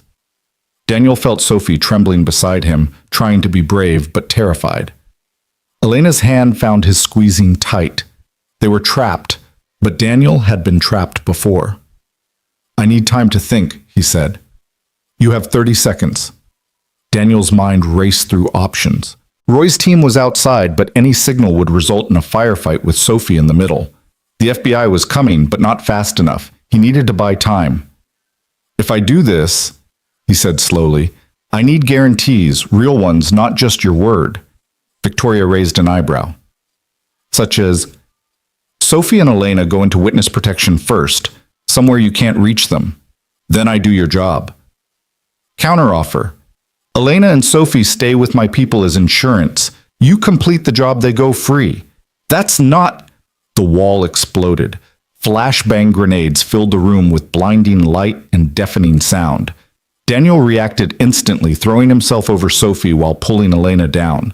Gunfire erupted, automatic weapons creating a deadly symphony. Through the chaos, Daniel saw Roy's team breaching from multiple points. The FBI was here too sooner than expected. Victoria's operators were good, but they were outnumbered and outmaneuvered. Victoria herself moved like liquid mercury, dodging through the firefight toward an exit. Daniel saw her go and made a choice. He pressed Sophie into Elena's arms. "Get her out!" he shouted over the gunfire, then went after Victoria. She was fast, but Daniel knew how she'd been trained, could predict her movements. He caught her at the exit, tackling her to the ground. They rolled, fighting with brutal efficiency.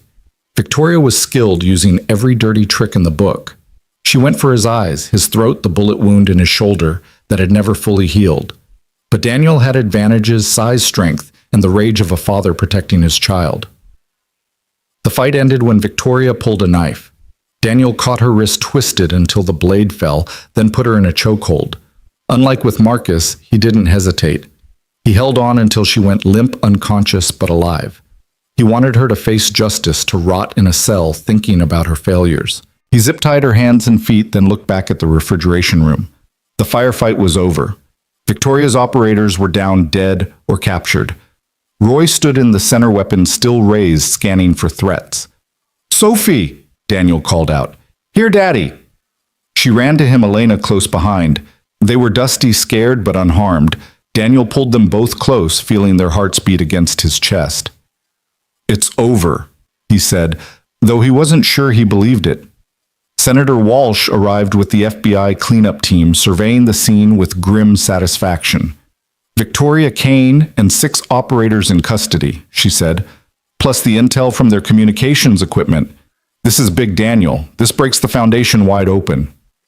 "There are others," Daniel said. "She mentioned someone above her, someone funding all this." "We'll find them. With Victoria in custody, people will talk. They always do when facing life in federal prison." But Victoria wasn't talking. Even in custody, even facing multiple life sentences, she maintained her silence. Her lawyers, expensive ones who appeared from nowhere, fought every charge, challenged every piece of evidence. Weeks passed. The trial was set, witnesses prepared, but Daniel couldn't shake the feeling that something was wrong. Victoria was too calm, too confident for someone facing life in prison. The answer came at 3 in the morning, exactly 1 month after the warehouse confrontation. Daniel woke to the sound of Sophie screaming. He ran to her room, found her sitting up in bed, pointing at the window. There was something attached to the glass, a photo. Daniel approached, carefully examining it in the moonlight. It was a picture of Victoria Kane, in a business suit, standing outside a federal courthouse. Free. The phone rang. Daniel answered, already knowing who it would be. "Hello, Daniel." Victoria's voice was smooth, amused. "Did you really think prison could hold me? I have judges who owe me favors, prosecutors who value their family's safety. The charges have been dropped. Lack of evidence, they said. That's impossible. We had you cold. You had nothing that money and influence couldn't erase. But don't worry, I'm not coming after you. Not yet. I have bigger plans now, and frankly, you've become irrelevant. Then why call professional courtesy? You fought well, better than Marcus ever did. I respect that. So I'm giving you a choice. Disappear. Really disappear this time, and I'll pretend you don't exist. Stay, and you'll wish you'd taken my offer. We're not running. I thought you might say that. Your funeral. Literally, eventually." The line went dead. Daniel looked at the photo again, then at Sophie, who was trying so hard to be brave. "Pack a bag," he told her gently. "We're going on a trip." But they didn't run. Instead, Daniel called every contact he had, every favor owed every person who'd ever stood against corruption and violence. If the system couldn't hold Victoria Kane, then they'd have to find another way. Elena worked her media contacts, ensuring Victoria's release became a scandal. Public pressure mounted for a new investigation, one that couldn't be corrupted or influenced. Roy's team became permanent fixtures, rotating shifts to maintain security. Other veterans joined them, men and women who'd heard the story and refused to let Victoria win.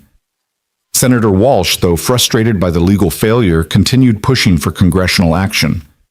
New laws were proposed, oversight committees formed, all aimed at preventing another Blackstone, another Prometheus Foundation.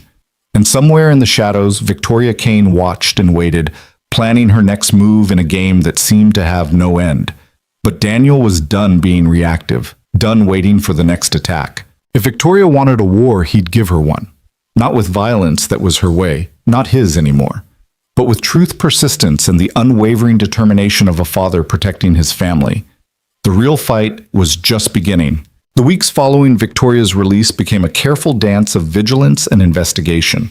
Daniel transformed their Denver home into something more than a fortress. It became a command center for a different kind of warfare. Elena worked tirelessly, her laptop always open, tracking shell companies and financial transactions that might lead to Victoria's backers. Every morning, Sophie asked the same question at breakfast. "Are we safe today, Daddy?" And every morning, Daniel gave the same answer, "Today we are." It was Roy who found the first real lead. He arrived one evening with mud on his boots and exhaustion etched into his face, having driven straight from Montana after meeting with an old CIA contact. "Victoria isn't working alone," he said, spreading documents across the kitchen table. "She's partnered with someone called the Architect. Nobody knows their real name, but they've been orchestrating private military operations since the Cold War." Elena studied the documents, her journalist instincts firing. "These financial patterns, they go back 40 years. This person has been building a shadow empire. And Victoria is their newest general," Daniel added, piecing together the implications. "She gets operational control, they provide resources and protection." Sophie wandered into the kitchen, clutching her stuffed elephant. She'd been having trouble sleeping again, dark circles under her young eyes. "What are you looking at?" Daniel's instinct was to shield her, but Elena touched his arm gently. "She deserves to know what we're facing," she said quietly. So Daniel lifted Sophie onto his lap and explained in simple terms about the bad people who were still out there, about how they were working to stop them. Sophie listened solemnly, then asked a question that cut straight to the heart of the matter. "Why don't the police just arrest them?"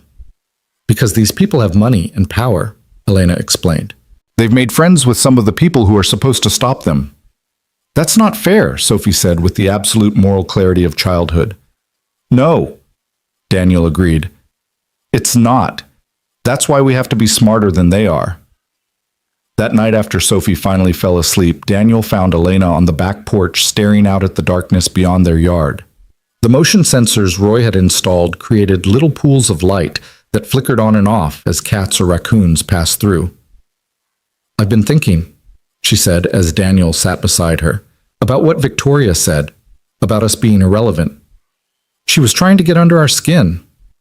Maybe. But what if she meant it? What if we're so focused on protecting ourselves that we're missing what she's really planning?" Daniel had been thinking the same thing. Victoria Kane wasn't the type to make idle threats or waste resources on personal vendettas. If she'd truly moved on from them, it meant she had a bigger target. The answer came 3 days later in the form of a breaking news alert on Elena's phone. A massive explosion at a chemical plant in Texas officially ruled an industrial accident. But Elena recognized the company name. It was a Department of Defense contractor that manufactured specialized materials for military applications. "That's the third one this month," she said, pulling up her files. "A weapons depot in Nevada, a research facility in Virginia. Now this." She's targeting defense infrastructure, Daniel realized. But why? What's the pattern? They spent hours mapping the attacks looking for connections. It was Sophie doing her homework at the same table who inadvertently provided the answer. "These are all on my map," she said, pointing to her social studies assignment about American military bases. "My teacher said these places help protect our soldiers." Daniel looked closer. Sophie was right. Each attacked facility was a crucial supplier for overseas military operations. Without them, American forces in certain regions would be vulnerable, undersupplied. "She's creating a gap," he said slowly, "a vulnerability that only private contractors could fill." Elena's eyes widened with understanding. "Create the problem, then sell the solution. The government would have no choice but to hire them." "We need to warn someone," Daniel said, reaching for his phone. But before he could dial, the lights went out. Not just in their house, the entire neighborhood plunged into darkness. Daniel moved immediately, muscle memory taking over. He grabbed Sophie, pulling her away from the windows while Elena retrieved the emergency supplies they'd prepared. "Roy," Daniel called into his radio. "Power's out for 6 blocks." Roy's voice crackled back. "My team's checking the perimeter. Could be a standard outage, but..." The explosion cut him off. Not close, but close enough to rattle windows. To the east, an orange glow lit up the sky. "That's the power substation," Elena said, checking her phone, which still had battery. "Social media is lighting up. People are saying they saw armed men." Daniel's tactical phone buzzed with an emergency alert. Senator Walsh's voice stressed and urgent. "Daniel, they're moving. Multiple attacks across the city. Federal buildings infrastructure, it's coordinated. They're trying to create chaos." "Where are you at?" "Federal courthouse." "We're locked down, but..." Gunfire erupted in the background. "They're breaching Daniel. They're after the sealed indictments, the evidence we've been gathering." The line went dead. Daniel looked at Elena, and Sophie saw his own determination reflected in their eyes. They could wait for this to pass. Or they could act. "Take Sophie to the safe room, he told Elena. "No," Sophie said firmly. "We stick together. That's what you taught me." "Sophie, this is dangerous." "Everything's dangerous now, Daddy, but we're stronger together." 8 years old, and already she understood what Daniel was only beginning to accept. They couldn't protect her from this world, could only teach her to be strong within it. Roy burst through the back door, 2 of his men behind him. "We've got movement. 3 vehicles approaching tactical formation. This is it." Daniel made his choice. "We go to the courthouse. Victoria might have judges in her pocket, but she needs those documents destroyed to rebuild completely. If we can protect them..." "It's suicide," Roy interrupted. "She'll have teams all over that building." "Then we'll need help." Daniel pulled out his phone and did something he'd sworn he'd never do. He activated an emergency protocol from his SEAL days, a number that would connect him to Active Duty Special Operations Command. "This is Lieutenant Commander Hayes, authentication code Whiskey 779er. I have actionable intelligence on an active terrorist threat. Request immediate QRF support at the following coordinates." The voice on the other end was professionally skeptical. "Sir, you're listed as retired. Check with Admiral Morrison at JSOC. Tell him Daniel Hayes says the Prometheus Foundation is attacking federal facilities in Denver. He'll confirm my credentials." There was a pause then. Stand by. While they waited, Roy's team engaged the approaching vehicles. The firefight was brief but intense, the attackers not expecting such professional resistance. 2 vehicles retreated, the third was disabled, its occupants captured. The phone rang. Admiral Morrison himself, Daniel's old commanding officer. Hayes, what the hell is going on? Daniel explained quickly, efficiently, the way he'd been trained to deliver battlefield intelligence. Morrison listened, then swore creatively. I can have a team there in 30 minutes. Can you hold until then? We're not staying here, sir. We're going to the courthouse. Negative, that's... Sir, with respect, I'm a civilian now. I'm telling you where we'll be. Support or don't, but we're going. Morrison was quiet for a moment. You always were a stubborn son of a bitch. 30 minutes, Hayes. Try not to die before my boys get there. They moved fast, taking Roy's armored SUV. The city was in chaos, sirens everywhere, smoke rising from multiple locations. Victoria had turned Denver into a war zone, but Daniel recognized the tactic. Most of it was distraction designed to spread law enforcement thin. The real objective was the courthouse. They approached from the west using side streets to avoid the main combat zones. 3 blocks away, they could see the courthouse was under siege. Multiple breaching points, professional assault tactics. Victoria had brought an army. There, Elena pointed to a parking garage adjacent to the courthouse. We can access the underground tunnels from there. Daniel looked at her in surprise. I'm a journalist, she said with a slight smile. I know every government building's dirty secrets. They entered the garage fast, Roy's team securing each level as they descended. The tunnel entrance was hidden behind a maintenance panel exactly where Elena said it would be.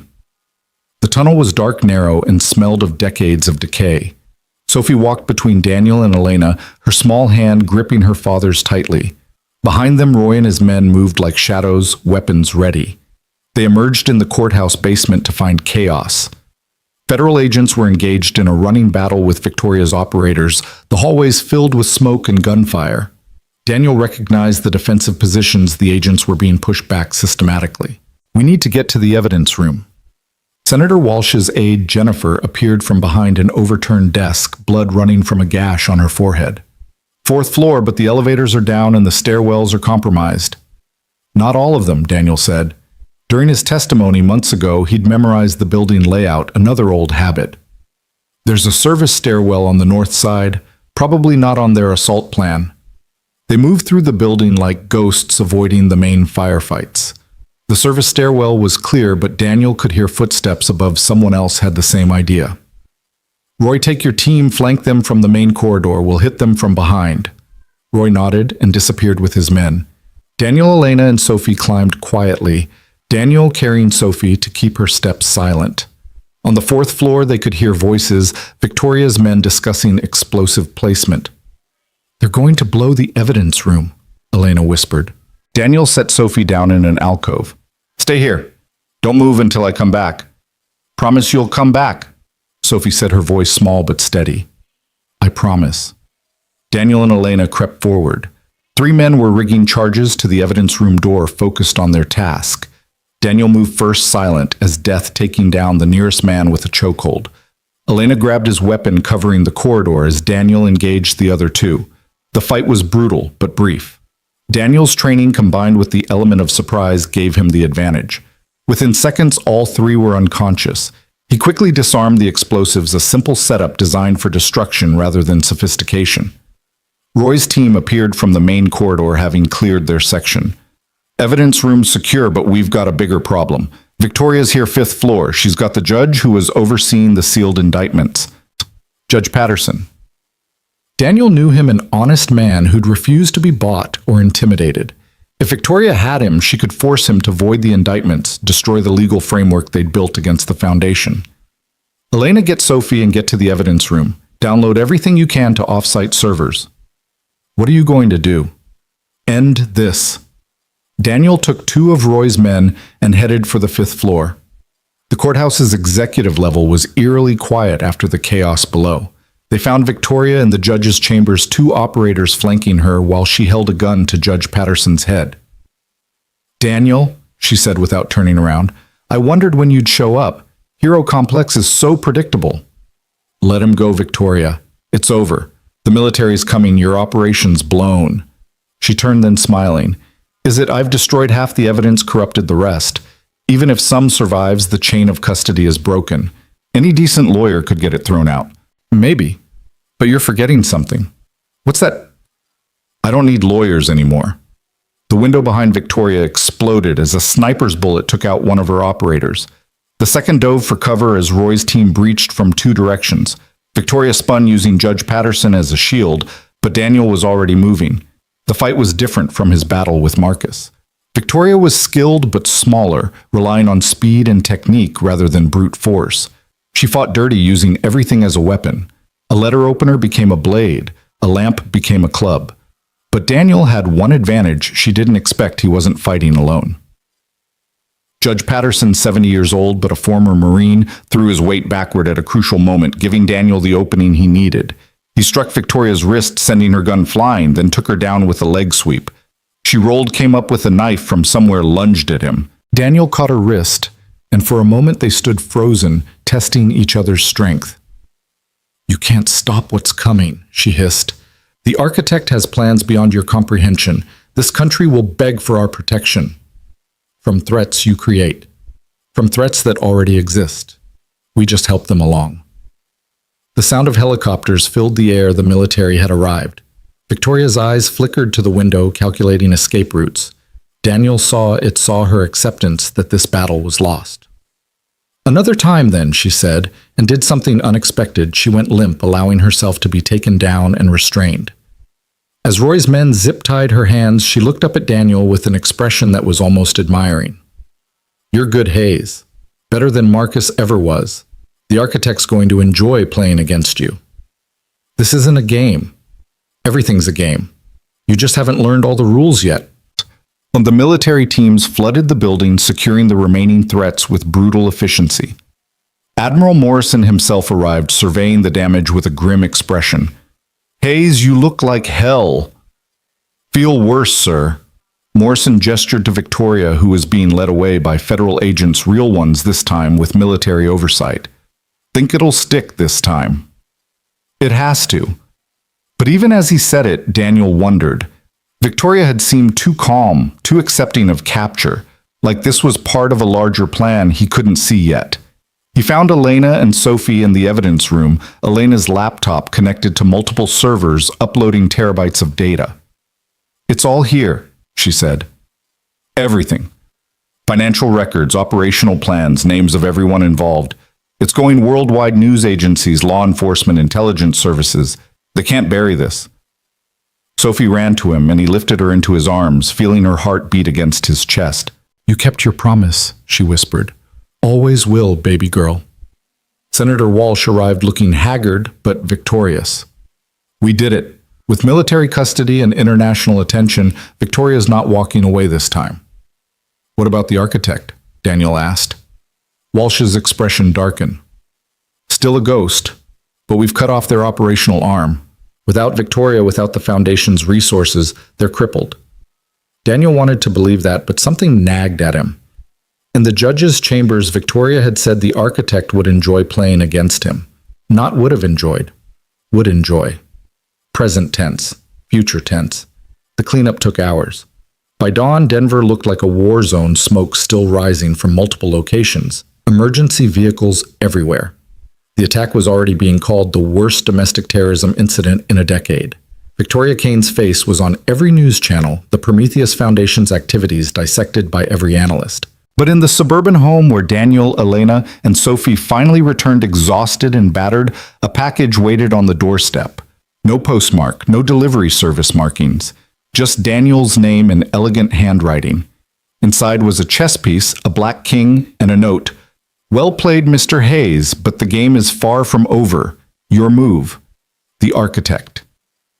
Daniel showed it to Elena, who was helping Sophie with the minor cuts and bruises she'd acquired during their escape. They're still out there, she said quietly.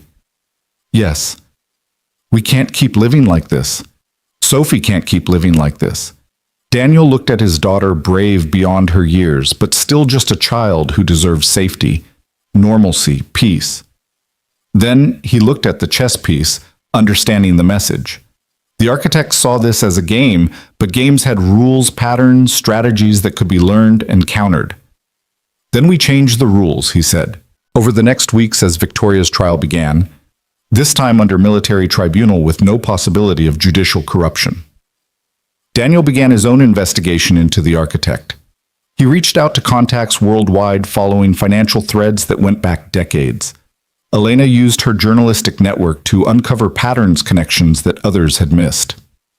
And slowly, a picture began to emerge. The architect wasn't one person, but a position passed down through generations. A shadow organization that had been manipulating conflicts since World War II, playing all sides, profiting from chaos. They're not just war profiteers, Elena said one evening, surrounded by documents and laptop screens. They're war creators. Every major conflict in the last 50 years has their fingerprints on it. Then we expose them, like we did with Blackstone. It's not that simple. They've had decades to hide their tracks to embed themselves in legitimate businesses' governments. They're like a cancer that's metastasized throughout the entire system. Sophie, doing homework at the same table, looked up. In science class, we learned that to fight cancer, sometimes you need to make the body stronger, not just attack the disease. Daniel and Elena exchanged glances, from the mouths of babes again. She's right, Elena said slowly. We can't just fight them. We need to build something stronger, a network of our own. And so they began. Using the credibility earned from exposing Blackstone and stopping Victoria, they reached out to others who'd fought similar battles. Journalists who'd been threatened for investigating corruption, veterans who'd refused illegal orders, law enforcement officers who'd stood against infiltration by criminal elements. It started small, a secure communication network sharing intelligence and resources. But it grew. Within 6 months, they had cells in 12 countries, all committed to exposing and fighting the shadow organizations that thrived on conflict and chaos. Victoria, from her military prison cell, somehow got a message to Daniel: "You're learning. The architect must be pleased." Daniel didn't respond, but he understood now. This wasn't about winning a single battle or even a war. This was about evolution, about becoming something capable of fighting an enemy that had evolved over decades. Sophie grew stronger too, though Daniel wished she didn't have to. She learned self-defense from Roy, investigation techniques from Elena. And from Daniel, she learned the most important lesson, that standing against evil wasn't a choice but a responsibility, especially for those strong enough to fight. 1 year after the Denver attack, they received another package. This time it contained a white king and a simple message: "Your move was unexpected. Interesting. The game continues." Daniel placed the white king next to the black one on his desk. The architect was right. The game did continue. But now Daniel wasn't playing alone. He had Elena, brilliant and unbreakable. He had Sophie, growing into someone who would someday be stronger than all of them. He had Roy and his team, Senator Walsh and her allies, and a growing network of people who refused to let the shadows win. The war wasn't over. It might never be truly over.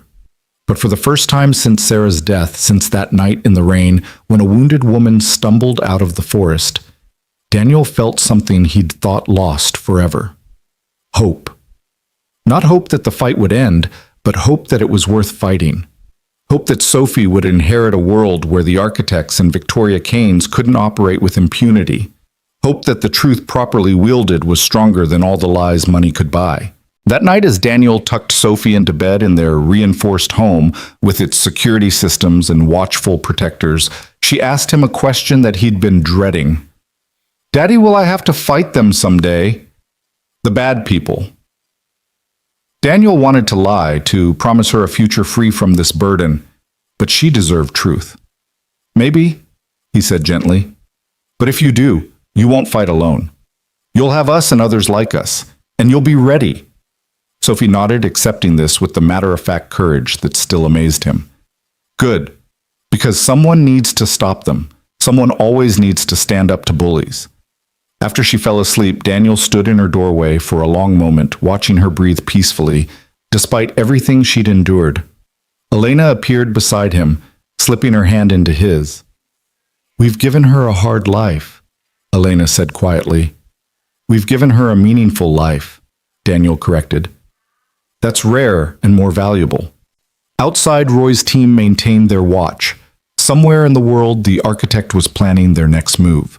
Victoria Kane sat in a cell she'd never escaped from her empire in ruins. And in Denver, in a suburban home that had become a fortress of hope, a family forged by fire, prepared for whatever came next. The game continued, but Daniel Hayes was no longer running. He was no longer just surviving. He was building something, a legacy of resistance that would outlive them all. And maybe, just maybe, that would be enough. The chess pieces sat on his desk, black and white, locked in eternal opposition. But chess was just a metaphor. Real life was messier, more complex, with stakes that couldn't be captured in wins and losses.